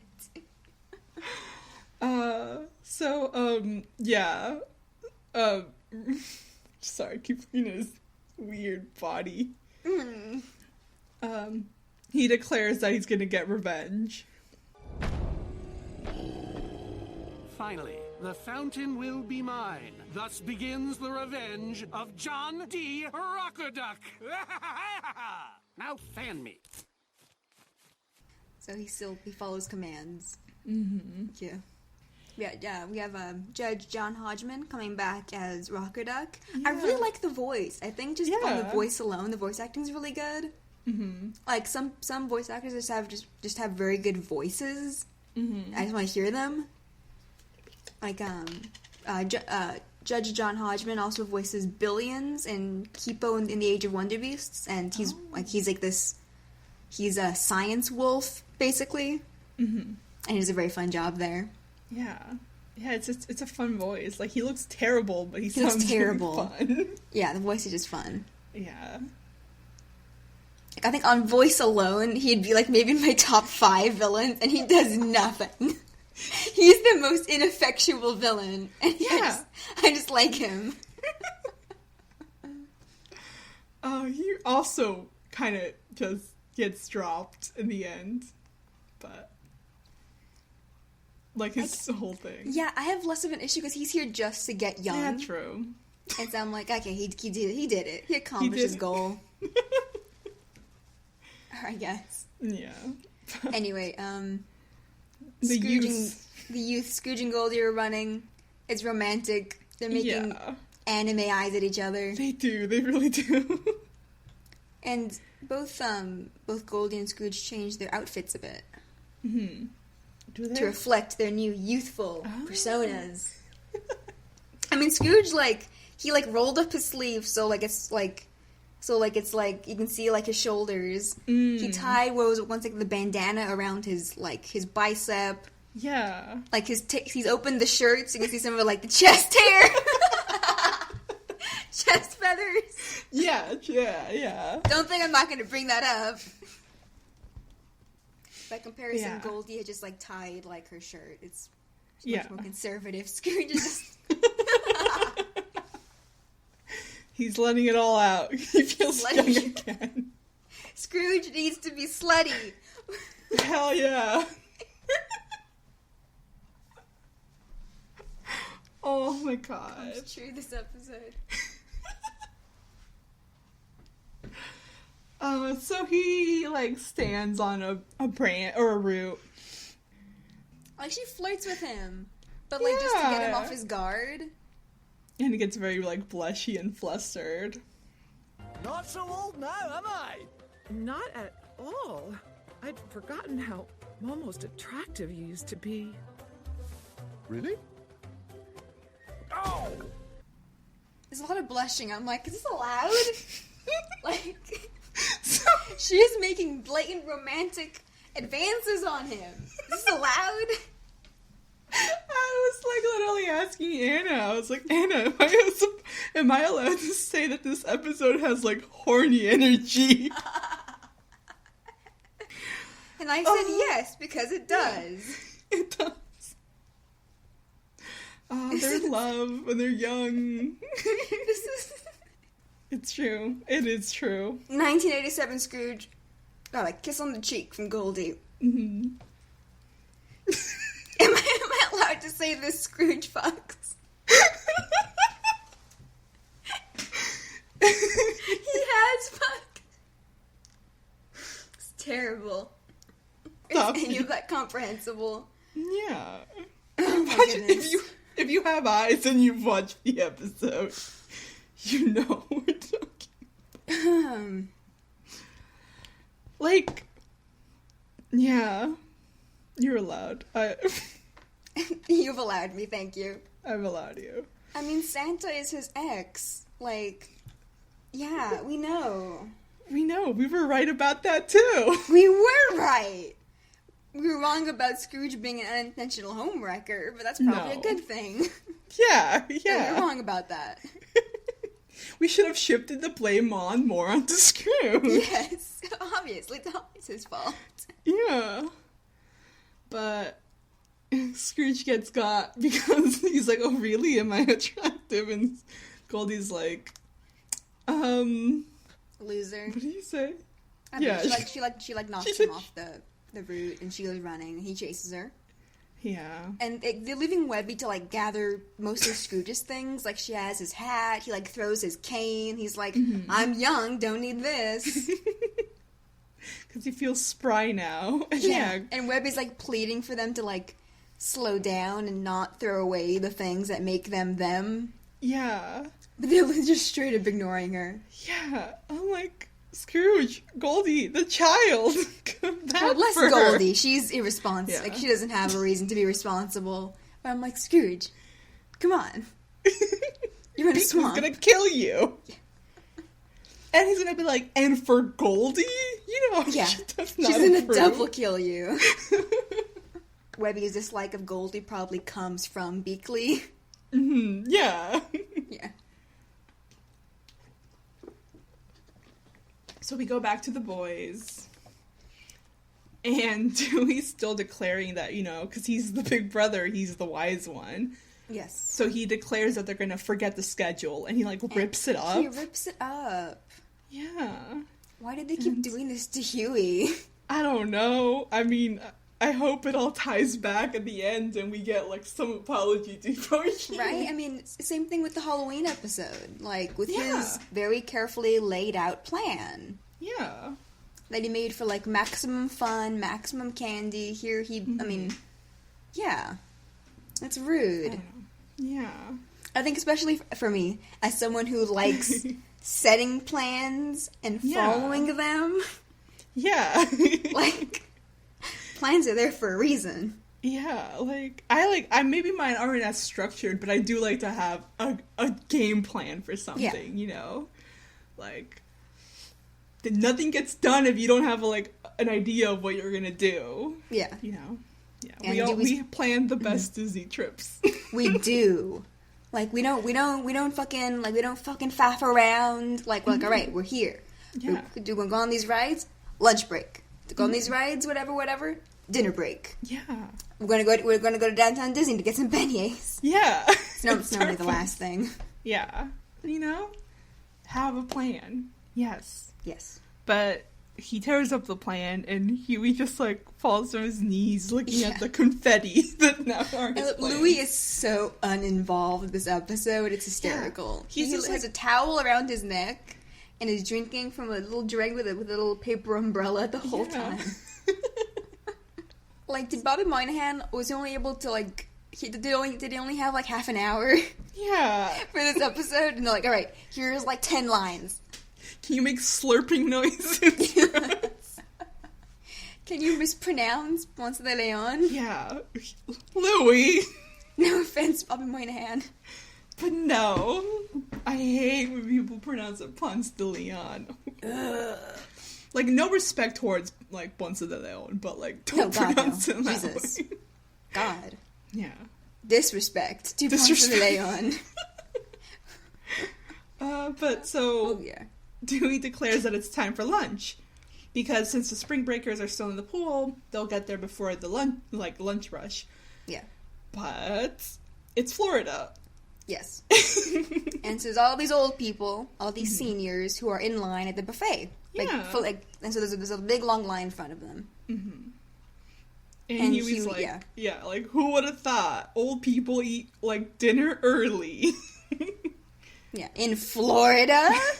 Wow. And the fucking, hotel owner is serving, and I'm like, dog, where's the rest of your hotel staff? Yeah. He has no other hotel staff. Well, he probably keeps dumping into the pool. Well, he couldn't run this place without, Yeah. My family's in the hospitality business. You need a hotel staff, even if you are running a megalomaniacal youth stealing scheme. You need a hotel staff to sell the scheme. Yeah. So who's cleaning? Who's making the food? Who's dude? I mean, even if he is throwing them in the pool, he still needs a staff. Yeah. I mean, he just likes to feel involved, maybe. I don't know. He's gonna. What's that? One Gordon Ramsay show where he goes around to places and. Oh my god! And tears them apart. Yeah. Not Hell's Kitchen. Hell's Kitchen. That's Daredevil. Kitchen Nightmares. Hell's Kitchen is his show, but it's the one where chefs competition. Yeah. Okay. Yeah. That's Hell's Kitchen. Kitchen Nightmares is the one where he goes to tell people. Yeah, I remember the one where he thought he killed the owner's dog because he fed them some of the food. He's like, "Are you still here?" And he checks the dog's pulse. So they're gonna get shut down by that show. They should get shut down. Yeah. Where's your staff? Anyway, he's serving food and being kind of a creep because the old woman he's serving, her dentures fall into her mashed potatoes or whatever. And he, like, pushes them back into her mouth. Well, he's just being kind. But yeah, I don't like that visual. He, like, winks at her after he does it, too. Yeah. Yikes. And he winks. And the kids are watching, like, what the fuck? Where'd all these seniors come from, anyway? This hotel caters to the young and to the young at heart. That's code for old people. Well, yeah, he, like, weird. he yells, he, like, oh, there's more gelatin or whatever. Mm-hmm. And we see that there's suddenly a bunch of the seniors that weren't there before. Mm-mm. And they're very happy about getting Jell-O. Yeah. Jell-O's disgusting. Yeah, Jell-O's so gross. Like, it's fun, like, novelty, like, to eat, like, a little bit, and it's like, okay, I'm done. That's enough Jell-O. Like, a spoonful. It's like, oh, this is fun. It's a fun color. That's enough, though. It's like, I've had enough Jell-O for the next... green. Yeah. I've had enough Jell-O for the next 5 years. No, for me, it's a texture thing, and I can't eat it at all. I like the texture. The texture's a favorite part. No, I can't. It's fun. It's like, ooh. It holds its shape. Ooh. Ooh. But, yeah, Louis is suspicious. Yes. And so we go back to the youth. Yes, and the Grandma Webby. Oh, yeah. Yeah, because, I don't know if we mentioned that Webby is starting to don this, like, I guess, like a Scrooge persona, like an old person demeanor. Mm-hmm. Because she's like, because they come across a river, and the only way across it is by like hopping on the stones. Mm-hmm. And she's like warning them, like, be careful, newly young whippersnappers, or whatever she says. Yeah. I'm like, where is this coming from? Why is she the responsible one? Oh, I don't know. Because the youths are out here running amok. Yeah. And she tells them, like, you can't fall into the river again. Like, who knows how young you'll become. Yeah. You know. And she's, like, very carefully crossing on the stones. Mm-hmm. But because they're young and reckless and, like, I think Goldie says, what'd she say? Like, they're never gonna die or something. Because, yeah, like, she comments that, like, oh, like, wow, like, being young forever would be such a bad thing, right? Mm-hmm. And, yeah, she, like, tells Scrooge to follow her. And she, like... Well, Scrooge runs for the vine. Yeah. And, yeah, that's when Webby starts yelling, like, what are you guys doing? And Goldie goes for the vine too, and she's like, like, yeah, like I'm gonna live forever, and her vine immediately snaps. It's like, is that so? But Scrooge catches her. Yeah. And they land in this very specific beam of sunlight, and he like is dipping her. Yeah. And it's all romantic and dramatic. She's like blushing because like, you caught me. Was I supposed to let you fall? Oh, you did on Oak Island. I guess I'm not the man I used to be. Oh, you repellent reptilian rogue! And they're about to make out. Yeah. Right here. She's like petting like his sideburns. Yeah, because then they're interrupted by Webby poking in. Is it alligator or crocodile? Which one does Florida have? Oh no, I think it's an alligator. Hey Siri, does Florida have alligators? Here's an answer from myfwc.com. Florida has a healthy and stable alligator population. That's not a good thing to hear. They're all doing fine. Don't worry about it, Anna. They're great. I love, like, it was literally a question. Does Florida have alligators? Yeah. Like, that's literally the question that popped up from wherever. Wow. But yeah. Jesus. She's like... she literally pokes an alligator away. Mm-hmm. She interrupts them. Scrooge drops Goldie. And she's like, Scrooge is like, oh, like, we better be off. And they're, like, not looking at each other now. They're just like... Yeah, like, awkwardly not making eye contact because they almost made out in front of a 10-year-old. Oh, my gosh. And this bummed me out because Webby trips and, like, hurts herself. Yeah. Like, she pulled something.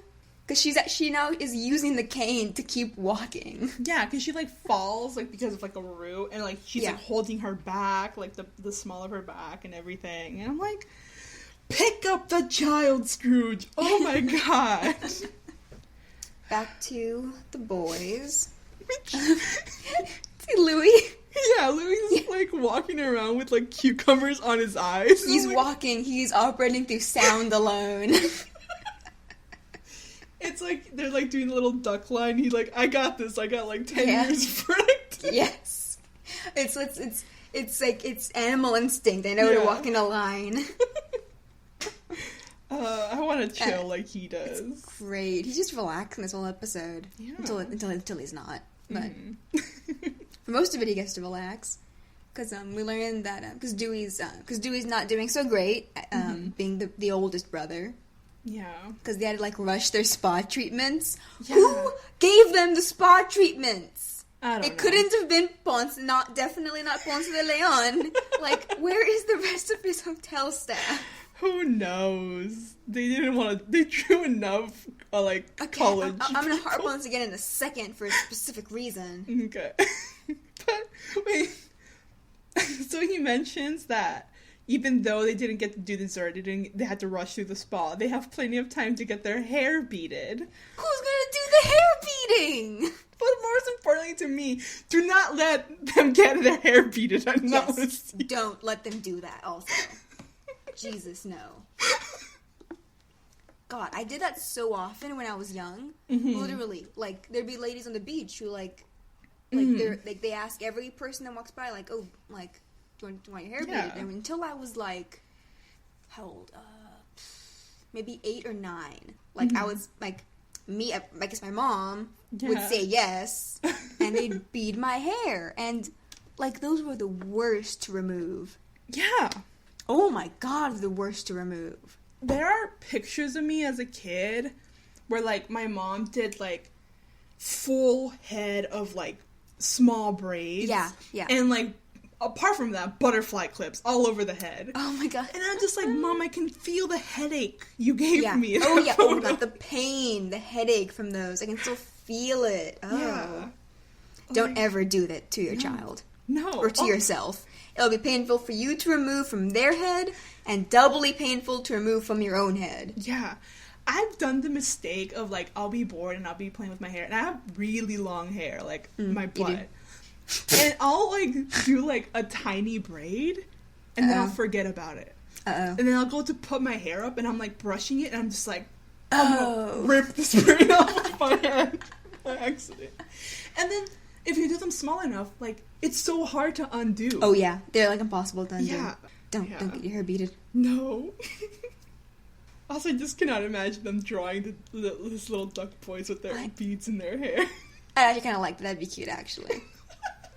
I wouldn't mind seeing that. But yeah, they don't get to have their hair beaded because Huey decides to, for about 2 seconds, decides to be the Dewey to Dewey's Huey. Yes. I think you said that right. Yes. Yes. Because Dewey's, like, bragging about how he's, like, Huey's jealous because he's a better big brother than he is. And so Huey's like, fuck, like, imagine you had to deal with, like, the middle brother that is Dewey. And yeah, that's when he's like, okay, then, like, I want to be the Dewey, and I want to play. Yeah. Because, yeah, I love Dewey's like, but the hair beading closes in 5 minutes. Yeah. As they, like, go to the ping pong table, and Huey's like, I don't care about the rules. I'm the middle brother. Yeah, he's like, let's Huey this. He, like, let's Hue this. Hue this, yes. And he, like, just takes shots at Dewey's big head. Yeah, Huey does hit him in the head. Yeah, so I guess they're just angrily playing ping pong? What the fuck did I just say? Ping pong. Ping pong. Ping pong's the worst. I played it not very often. Oh, it's hard. I like playing it because I don't know, like, I had, was in my calculus class. So in middle school, my last year, 8th grade, I would walk to the high school to take, was it? No, it was geometry. So I would walk to the high fancy. School. Yeah. It sucked because it meant I had 7 periods. So I would, like, go to, like, regular intermediate, like, middle school, And then I would go to, like, high school 6th period, which was, like, an additional hour. Yeah, that's gross. Yeah, so, and then after that, like, we would stay after school to either, like, do tutoring or to play ping pong. Oh my god. It's always had fun. Yeah, oh, that's fun, yeah. I never, like, I've only played ping pong, like, on rare moments where it's there, so I don't have practice. I'm like, oh, shit, I don't know how this works. And also, like, I think there was a tweet that, like, chasing after a ping pong ball is so humiliating. Yes, it's awful. It's like, yes, I know, I'm the worst. I'm a loser. Please don't look at me as I reach under your pool chair. Yeah. Or it's like, I'm, like, hunched over trying to, like, catch this ball that's still bouncing wildly. I hate it, but yeah. Yeah. So, Louis operating by sound. He realizes his drink is empty. Yeah. And so he eats the cucumbers on his eyes. Mm-hmm. And he goes in search of, I guess he's been drinking water. Yeah. Good job, Louis, staying hydrated. Yeah. But, so the thing, like, he has to go look for water. Where are the waiters? Like, you're by a pool. There's supposed to be waiters. Or at least, like, there's, like, the bar. Yeah. Where the waiters will be. And that's where you go and get water. Not, like, what is clearly, like, an employees only. Yeah. Like, water cooler? So maybe that's what Goldie meant by she stole it. Well, she did steal it from this. Because she had to, like, sneak into the manager's office to get water. She broke in or whatever and got water. But I'm like, Louis is, like, a guest. And so I'd be looking for, like, the bar. Yeah. Like, hey, can I get a refill of water? Or punch or whatever? But he because he sees Ponce, definitely not Ponce de León, in the manager's office, getting water from the water cooler. And I'm like, dude, why do you want that? Yeah. Also, why is not Ponce de León getting hot water? Like... Is he? He is. I just realized. Oh, he is! Oh, gross. Maybe that's the filtered one. I mean, they should both be filtered. Oh, I guess. I don't know. Like the magically filled. I don't fucking know. Yeah, why is he getting hot? Hope somebody got fired for that error. Or maybe... No, somebody got fired over the river error. Yes. Duh. Yeah. Yes. Maybe definitely not Ponce de León, just a weirdo. Yeah, he likes to drink, warm water. In the horrible Florida humidity. Oh. I mean, he has had 500 years to get used to it. Yeah. Jeez. Yeah, because Louis like, oh, hey, water. I'm like, dude, at least look for the bar. Who knows? Whatever. Fine. He's like, okay, I'm going to get water. But then he sees the manager very suspiciously lock, like, 10 locks on this door. And so Louis like, he's already been suspicious, but now he's even more suspicious. And so we go back to the youths flirting. Yes, they're flirting. And Webby being old. And I'm like, she's hurt, guys. Yeah. She's kind of just hurt. And then, like, a mosquito stings her eye. And Goldie's, like, telling Scrooge, let's ditch the kid. Yeah.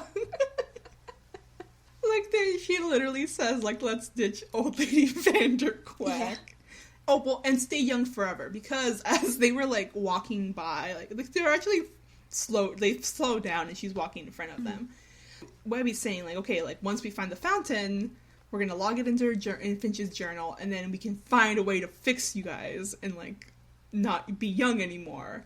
Yeah. Because we're just like, there's nothing to fix, you know? And yeah, that's when Webby's like, well, like, you hated young people anyways. Like, what do you want to be young now? Yeah. Hypocrite. Yeah. And yeah, that's when they start forming a plan to ditch poor Webby. Yeah, because Goldie turns to Scrooge and, like, she's holding his hands and tells him that if they stay young, this can be their fresh start. Yeah. As Webby is getting stung by mosquitoes and not having a good time. No. We've spent our whole lives at each other's throats, Scroogey. But what if we could do it over again, knowing everything we know now, avoiding the same mistakes? This is our chance at a fresh start. Youth is wasted on the young, but not on us. No, this is ridiculous. I'm proud of my age. Being old isn't so bad, right? And Scrooge at first is like, no, like, he says no, he's proud of his age. Yeah. And everything. But then they see, like, poor Webby, who's acting old. Yeah. And he turns back to Goldie, and he actually, like, grabs her by the hips, and I'm like, ooh. Ooh. Saucy. Because, yeah, he grabs her by the hips, and she, like, grabs him by the shoulders. What does he say? No, he just, like, grabs her, he's like, okay, let's find the fountain. And then they run off. Yeah, and they leave Webb behind. Yeah. Like, completely, right? They completely ditch her at this point. The way they run off, and Goldie looks at Webby directly in the eyes and waves as he's, like, holding Scrooge's hand. I'm like... Yeah, Scrooge is leading the way. I think Goldie yells that they're gonna stay young forever or something. Yeah, they're gonna be young forever. See ya, geezer. Yeah, they straight up leave her in the swamp. They're in the Everglades. They leave her behind. Yeah. Except we don't see Webby again until they're back at the hotel at the end. Mm-hmm. Did she just... Poor Webby. She's hurt. She's a little girl. Scrooge, you're in charge of the children. I get that, like, seeing Goldie, like, completely disorients you and you forget. But... You forget all earthly responsibilities, but... Jeez. Oh my god, yeah. Yeah, but yeah, they just leave her. So I guess Webby just chills in like, the shade for a bit, and eventually makes her way back to the hotel. Yeah, she's like, fuck them. Go back. But yeah, I find it interesting. Goldie, like... Because we know that Scrooge has wanted a romantic relationship with Goldie. Like, he wants commitment. Yeah. We've known that from her introductory episode, and it's always been Goldie pushing back against him. Yeah. And, so they have this supposedly fresh start. They're young again. Mm-hmm. So they can kind of start from the beginning. Yeah, I guess it doesn't really erase, like, all the history, but I guess it feels like it does, you know? Yeah. And so I guess it makes Goldie feel like she can have that commitment. Yeah. Since they're starting over. Yeah, and I guess I understand Scrooge in the sense that he's like, this is the one time she's willing to do, like, commit. I might, like, yeah, you're abandoning a child. But you gotta do what you gotta do. Jesus. But, yeah, they find the fountain very fast. Yeah, I'm like, that was quick. Yeah. Because they're following the river downstream. When Goldie stops him, because according to the journal, like, the fountain should be just around here. Mm-hmm. And they cross another log and, like, push aside, like, vines, trees. You know, whatever. Yeah. And they find the fountain, like, in a clearing in the middle of this cluster of trees. Trees, yes. And it's like quite far from the river. Yeah. And that's when Scrooge is like, oh well, then, like, the fountain must not feed into the river then. Yeah. So how did we get young? Mm-hmm. And Goldie just kind of brushes it off, like... Yeah, and she empties out her canteen with the water she stole from the hotel, and it lands conveniently on a plant. Yes. That's kind of dying. Yeah. Because she's going to get up to some the of fountain. that youth juice. Yes. Yeah, before they can make it to the fountain, Frankenjeeves with the soft body of Rockerduck strapped to his chest. Like, the way he's, like, limp. Yeah, like, he sways yeah. with every movement of Frankenjeeves. Mm-hmm. It's real bad. And, yeah, Scrooge and Goldie are like, you died! Like, a long time ago. Yeah, like, Goldie is literally like, how are you alive? And you're so soft looking. Yeah. Like, he's like a bruised peach. It's disgusting. Horrible. Oh. He explains how he survived. That he paid, like, unlike them who, like, worked hard to stay not dead, alive, young-ish. He paid for his youth, in quotes. Mm-hmm. Millions of dollars in experimental freezing technology while you two were staying young through hard work. I paid good money for my youth. I hope you kept the receipt. Yes, well, I did say experimental. Like Walt Disney's corpse. I was waiting for you. Thank you. Or I guess suspended animation if he's not dead. Yeah. Yeah, I guess. I don't know. It's been a while since I read top 10 Disney facts that'll blow your mind. And I think, Scrooge goes to, like, punch Frankenjeeves. Mm-hmm. But he's, like, mostly metal. Yeah. So it just hurts Scrooge's hand. Mm-hmm. And Frankenjeeves just, like, whacks him. Yeah, so he holds up Rocker Duck to the fountain, and it is empty! Mm-hmm. Bone dry. So there's no youth tonic. No. And we go back to the hotel where there might be youth tonic. Yeah. Because Huey bumps into definitely not Ponce de León, who's holding his canteen of warm water cooler water. And it spills on like a plant. Mm-hmm. And he, like, walks towards the... What is it? Yeah, the buffet. Yeah, and Louis is suspiciously watching. Mm-hmm. And he sees the plant the water spilled on shrink to, like, a sprout. Yeah. And definitely not Ponce de León.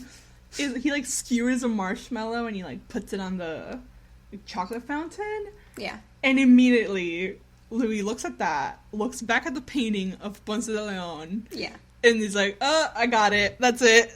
That's Ponce de León. That's Ponce de León. He's been using the fountain water to keep himself young. Solved it. But he just, like, announces this. Yeah. Like in front of everyone. Yeah, out loud. And Ponce de León is like, yep, I'm gonna kill you now. He's, like, clapping, walks towards the kids, but he grabs a sword from, like... Right, yeah.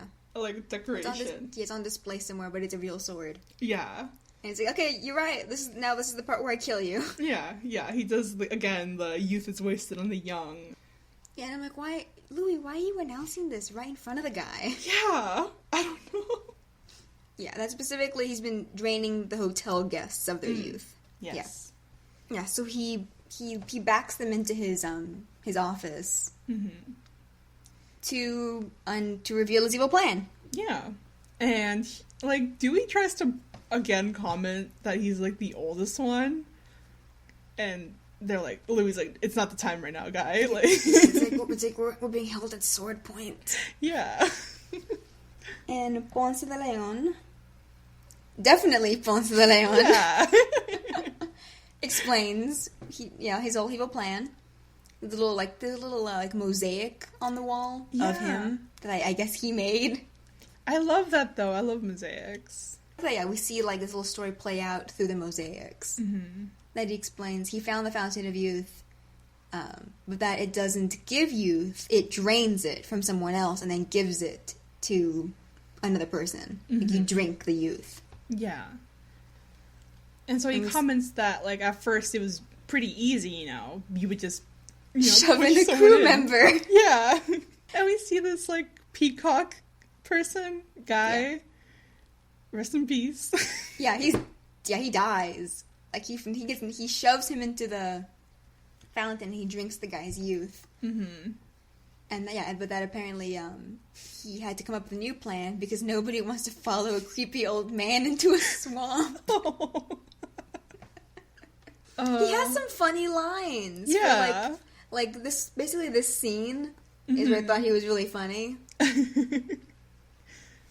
So I guess we built this whole hotel to drain people's youth. Mm-hmm. Successfully. Yeah. He drained the fountain water. Mm-hmm. And it's in the pool now. Yeah. To ensnare simple-minded teens. They're not teens. They're not, but whatever. Whatever. Semantics, I guess. Yeah. So Huey is like, Dewey's not the oldest then. Like, it's just that when he dipped his, like, one toe in the water, he supernaturally aged. Yeah. And Dewey's like, no, I'm still the oldest. It still counts. And he was like, okay, like, Ponce de León, why are you telling us this? Yeah, he's like, oh, I want somebody to talk to, and I'm gonna, age you so bad that you're not gonna remember anything. Oh no! And he keeps swinging the sword around. Yeah. Back at the fountain, Goldie is like wondering where the water went. Yeah. And how they de-aged if the fountain's dry. Mm-hmm. But she's like doing this very calmly, like looking into the fountain as Scrooge is like trying to fight Frank and Jeeves. Yes. And he's asking her to hurry up while Jeeves is holding him up to Rocker Duck and hitting him in the face with Rocker Duck's foot. Yeah. With that supple Italian leather. And he calls him a pauper. Yeah, I'm like, he's the richest duck in the world. He doesn't know that. He'll always be a pauper in Rocker Duck's mind. Yeah. Yeah, like Frank and Jeeves is just holding all of Scrooge. Yeah, he's holding Scrooge in one fist. Yeah. But Goldie, he looks back and sees the plant that she spilled her water on, and it has de-aged, I guess. It's now like alive and flowering. God. So she realizes that was like, that the hotel water in the canteen is what de-aged them. Yeah. And it's so sweet because, like, Scrooge says the phrase, "Can you think a little faster, dear?" And that was really cute. It's very sweet. We didn't have any other water. Could you think a little faster, dear? I'm kind of in a bind here. But then Goldie runs off. Yeah, and he's like, hey, you're abandoning me. But she comes right back, like, oh, sorry, have it. Yeah. And she gives Frank and Jeeves a wedgie. That's funny.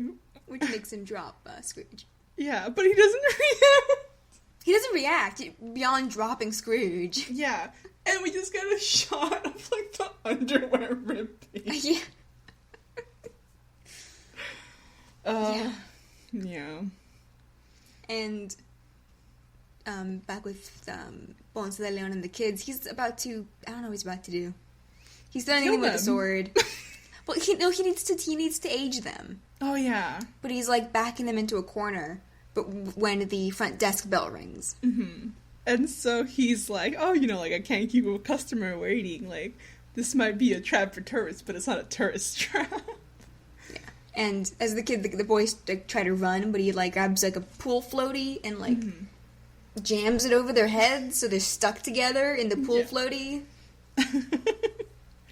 And he's like, there, like, I'll steal your youth and then I'll charge you for the float rental. And he cackles away. Yeah. He cackles inside, goes outside, closes the door, and keeps cackling on the other side of the door. Which is another little moment I like. Yeah. Like, this guy's insane. Yeah. There! I'll steal your youth, then I'll charge you for the float rental.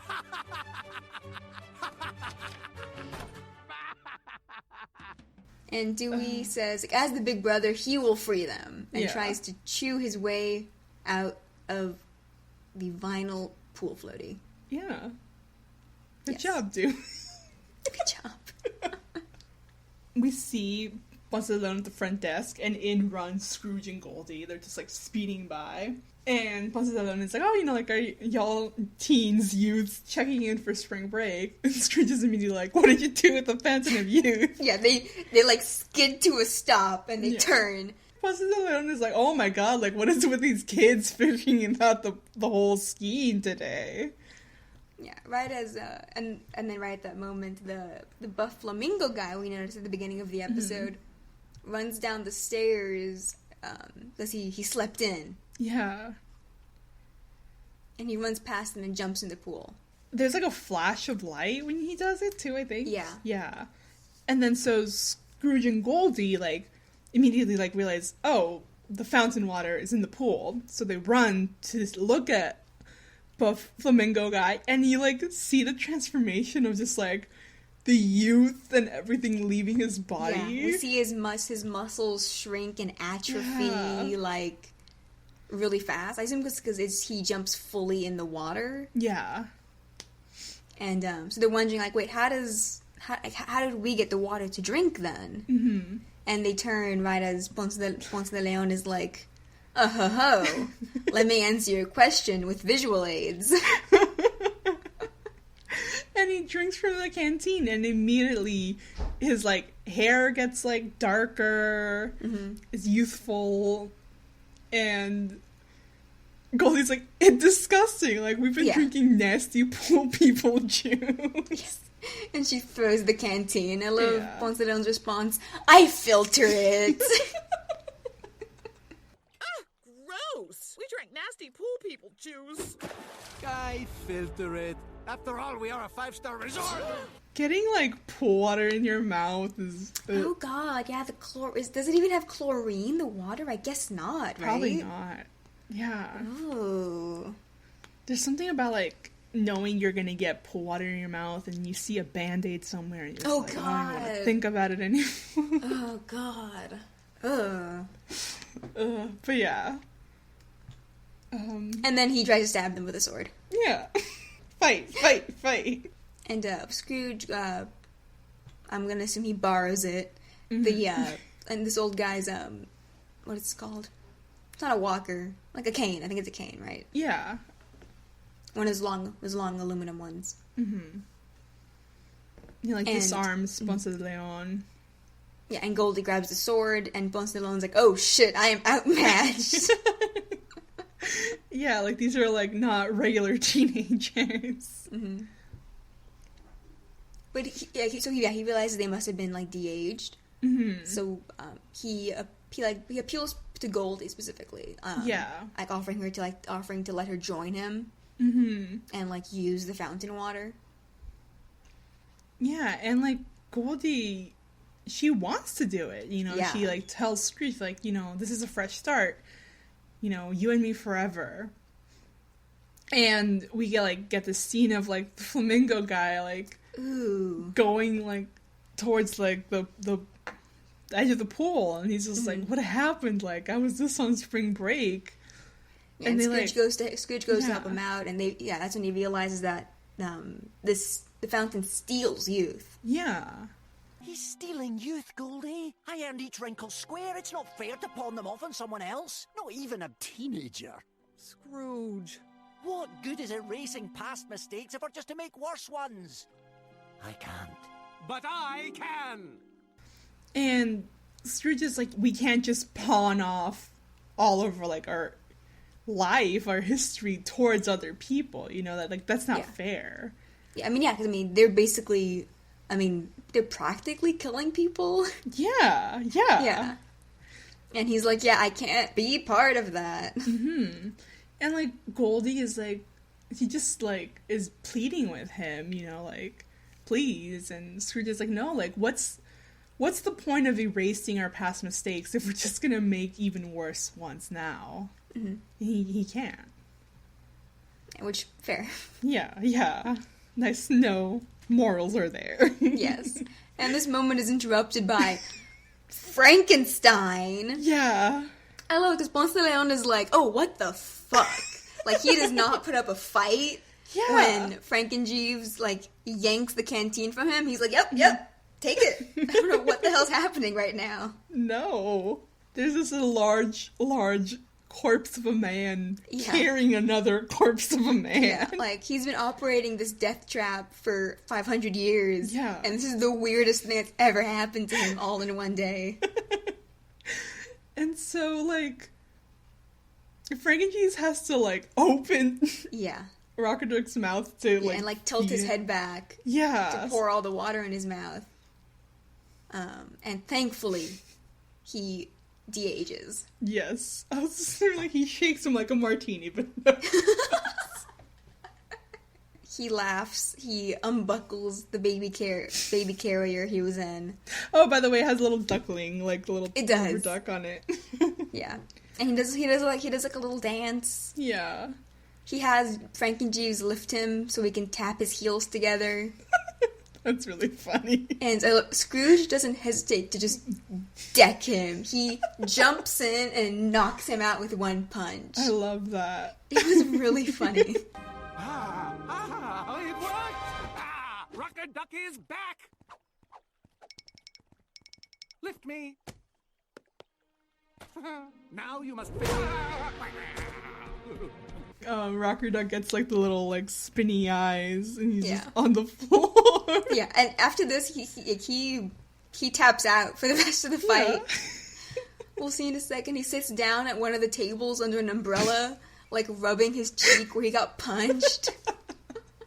While Scrooge is stuck fighting Frankenjeeves and Ponce de León alone. Yeah, and Goldie, she hesitates, like she's gonna help. She debates helping Scrooge, but she decides to leave him. Yeah, and I love this angle. Yeah. Of like, we see that she like drops the sword and it's like on the concrete. So as she's running away, it's like a tilted angle of her running, and we see Scrooge's reflection on the sword. Yeah, and it was a fun little like, ooh. Yeah. Fun little animation thing. Yeah, it was a nice detail. Because she breaks into the manager's office. Yeah, and it must be, this is where she got the water before. Yeah. Like you said. Because there's like the giant plastic containers of water. The giant... Jugs. Yeah. Jugs. There we go. I'm like, there's a word for what this is. Yeah, so she's thinking, like, this is enough water to last me ages.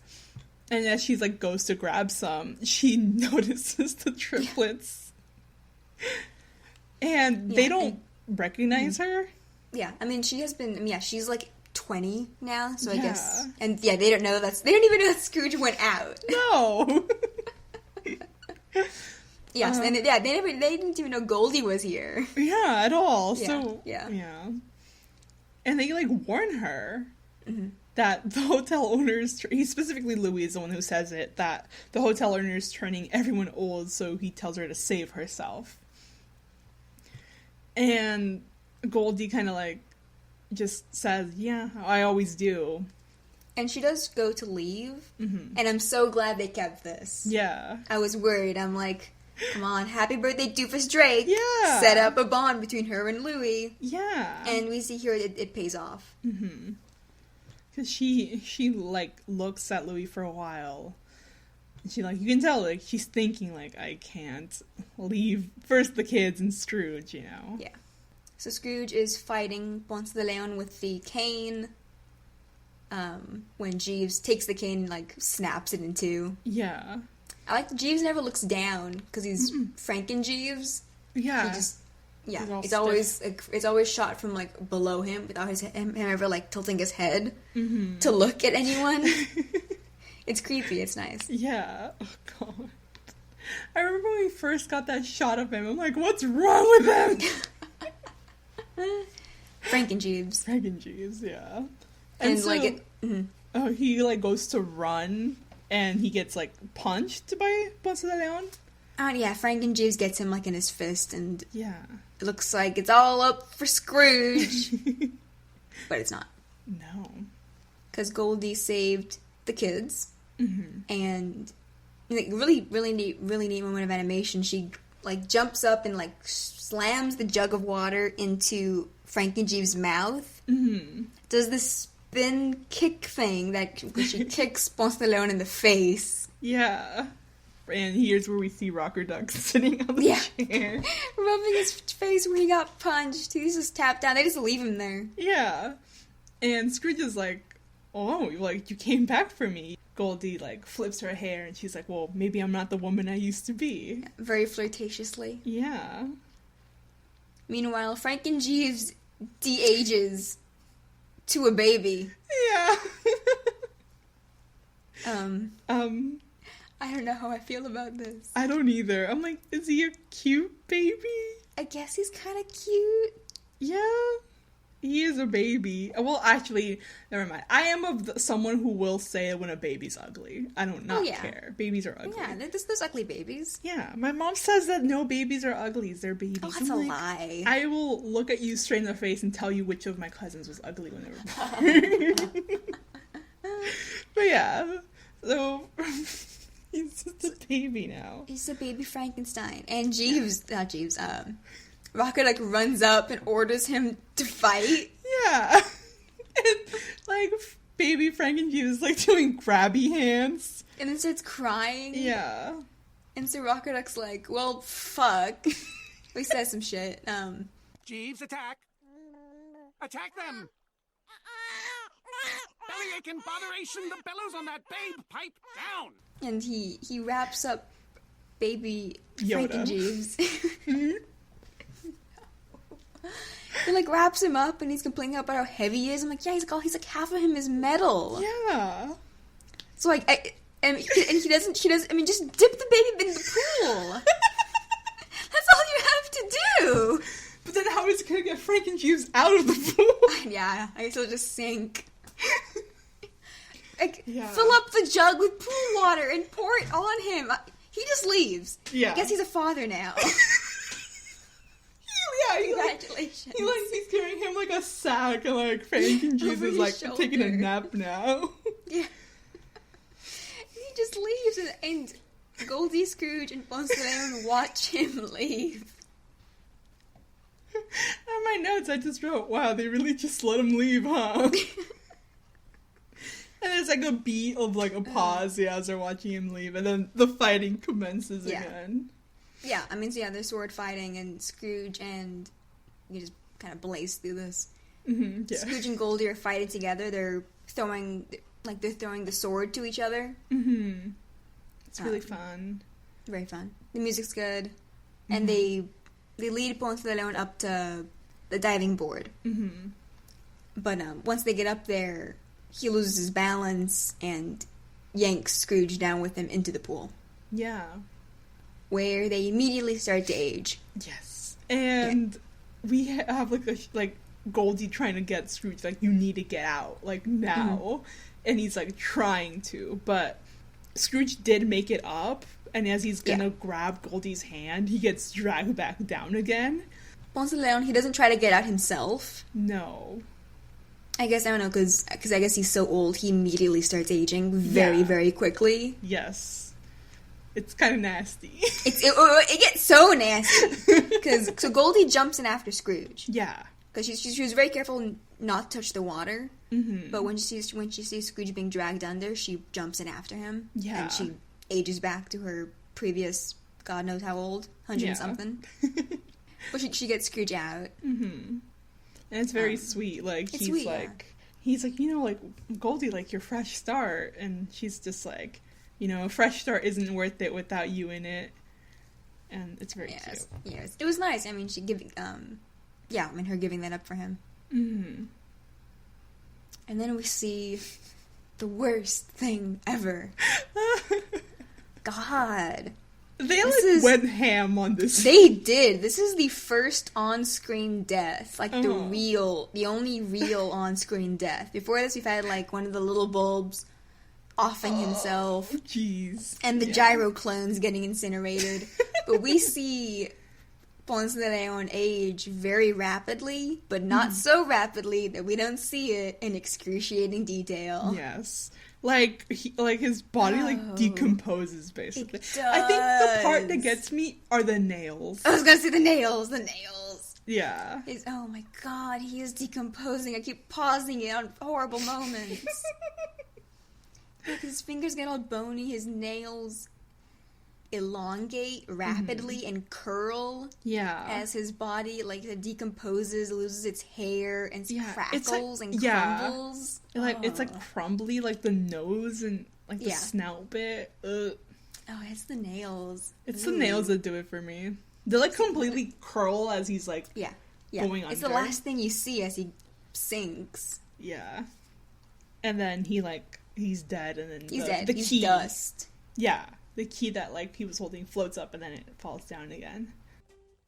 Oh man, someone's gonna need to clean that pool. So we see they've drained the pool. They're like, hey, we gotta make sure no one else fucking falls in. They set up a line to give everyone a drink of the good youth water so they regain their youth. You see the banner? Yeah, I'm trying to. It says fresh. It's like fresh. What does it say? It's like fresh youth. Yeah, fresh youth, and it says $5 first. Like, you need to pay to regain your youth. Someone's crossed it out and written free. Who do we think wanted to charge $5?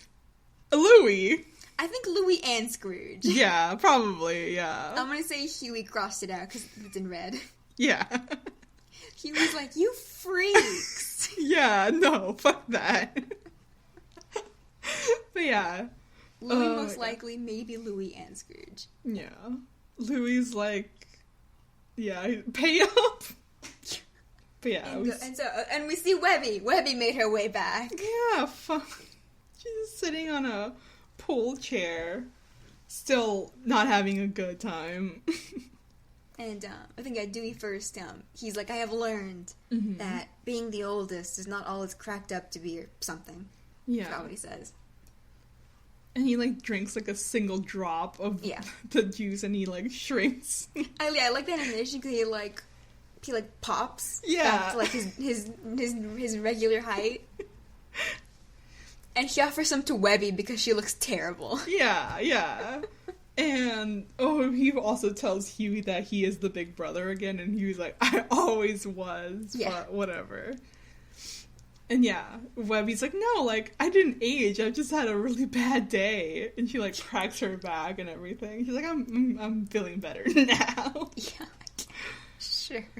Webby. And she tosses Scrooge's hat and came back to him. Mm-hmm.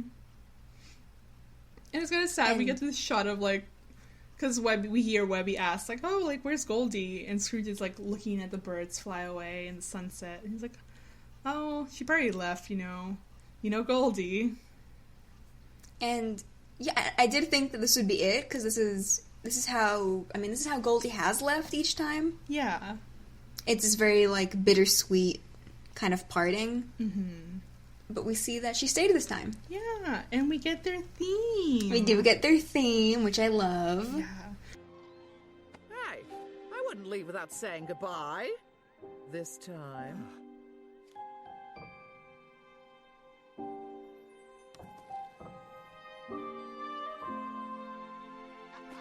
Release the themes, Disney. Release the DuckTales music. Release the music.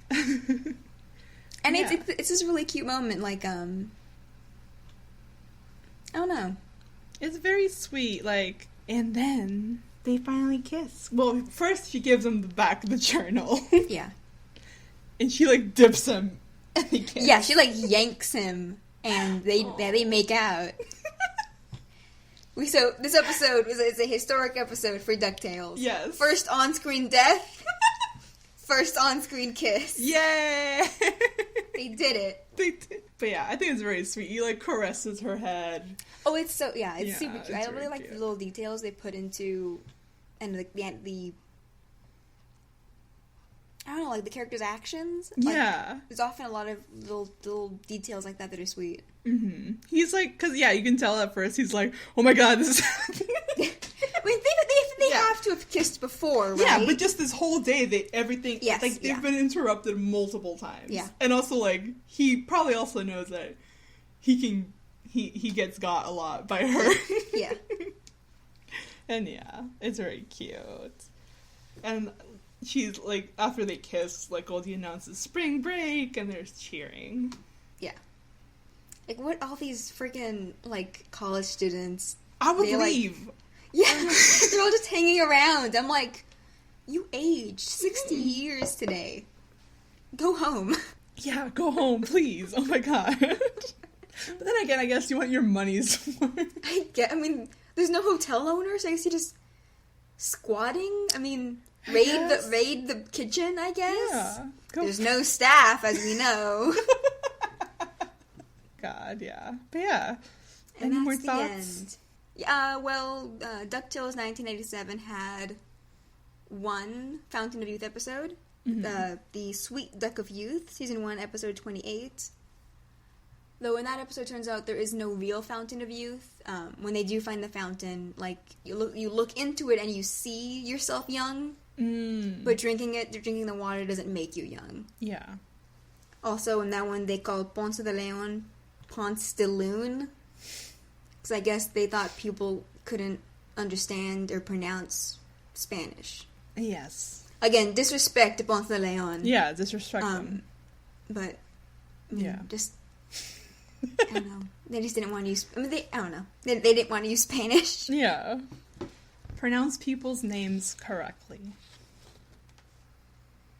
I think that's all I got. Yeah. Any thoughts? I mean, it's a good episode. It's fine. I was kind of, like, shook by just how romantic Scrooge and Goldie were. It's very sweet. It's sweet. funny to see them so flustered. Mm-hmm. Yeah. Yeah, I think it's all for us. Do we have? Oh, for quick questions. I'm off the ball completely today. We've only done this, let me think, 60-something times. Oh my gosh. Wow. Too I'm much. embarrassed for myself. It's one of those days. All right. We do have some questions from Twitter from SexyDonut666. Hey. What is your opinion on young Scrooge design? This is the first part of the question. Oh, I like it. I think it's fun. I like his little bangs. Yeah, I think we have seen... I think we saw, like, teen emo Scrooge back in Secrets of Castle McDuck. There's, like, a painting of him. Yeah. So I like that they stayed true to that. Mm-hmm. I think it's fun. This is a question from me. Also, Anna, what was Scrooge doing in his real teen years, like in the comics? Oh. I did mention the Master of the Mississippi, Chapter 2 of Life and Times of Scrooge McDuck. That's when he is in his early to mid-teens. Mm-hmm. So, I mean, he was working. Yeah. From the moment he gets to the United States, he's working on the steamboat, he's working on the railroad. Mm-hmm. It's just like the beginning of his journey to gaining wealth. Yeah. Gaining wealth and steadily losing it and having to deal with all sorts of obstacles in his way. Yeah. That keep him from keeping jobs and keeping what little money he makes. Yeah, that's the thing, like, for so much of the comics you're reading, like, yeah, he's gotten into money or he's gotten into minerals, you know, and then he loses it or he can't keep it. Yeah, like something takes it from him, mm-hmm. or like he has a family obligation, he needs to send the money home. Mm-hmm. Yeah, stuff like that. Yeah. And from Aaron Tarpey, what do you guys think of Goldie's change of heart in this episode? Do you like her bouts of selflessness? Also, Ponce de León's death. Holy shit. Yeah. Yeah. Very graphic death. It is. Oh my God. A very detailed one. But, I mean, I like it because it shows that she's changed from when we first saw her, and probably for a long time, you know, the change has stuck. Like, she might not stay, but she's willing to show more, like, fondness and actually help him. To commit a bit more. Yeah. I mean, I think it's, just a progression of her arc from the Golden Lagoon of White Agony Plains to, I mean, we see in, Happy Birthday Dearest Drake, where it's not just Scrooge she cares about, she does care a bit more about other members of his family, like Louie, she also gets grows attached to. Mm-hmm. So yeah, so it was nice to see that, that development, like her letting herself, like, care about people. Yeah. Seeing that actually play out. And that is it for our Twitter questions. So we have a question from Anonymous. The Flamingo guy. Okay. The Flamingo guy asks, what do you think will happen if Beakley ever finds out what Webby was up to when she was with Scrooge and Goldie? Scrooge better hide. Yeah. He's gonna get yelled at. Yeah, like, you abandoned my daughter to flirt. To flirt? She has mosquito bites. Granddaughter, yeah. He has mosquito bites, like, probably, like, back issues. Yeah, she sprained something.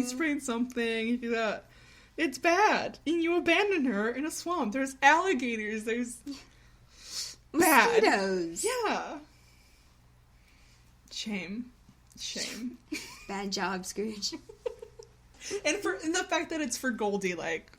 Yeah. Yeah. Especially the fact that it's for Goldie. But yeah. That's it. Alrighty. You can find us on Twitter at Amores Patos. That is where we post most of our news. We retweet fan art and like DuckTales, Disney news. Yeah. We're definitely most active there. You can also message us on Tumblr at amorespatospodcast.tumblr.com. Yes, and you can also, if you don't have a Twitter or Tumblr, you can send us questions and, I guess, comments at our email at amorespatospodcast@gmail.com. We have a merch store. Yes. The link of which shall be in the show notes, where we have so many designs. Yes, and on been shirts. Working very hard. Yes, because I am on break and I am an unstoppable monster. We have lots of designs. We currently have a Launchpad Hanukkah design for shirts and I think prints and a lot of Christmas designs. So if you want to hop on those, and a lot of other designs, if you want to check all those out.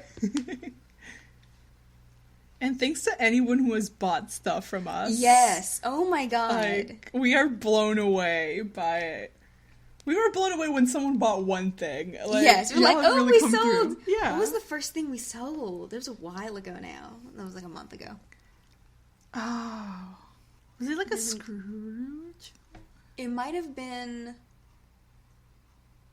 I Have a Scrooge, 150 Years Young. Yeah. Maybe that was the first one. It was either that or the Glom Wheel. Oh, no. We sold a few before the Glom Wheel got popular. Yeah.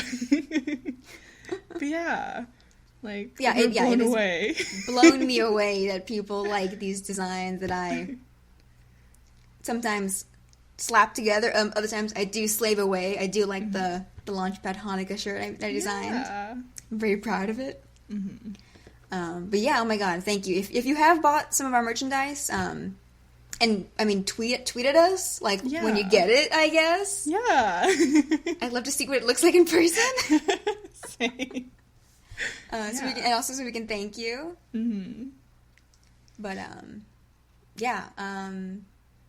and thank Michael at Spintrick for our lovely cover art. And saludos amigos. Saludos amigos.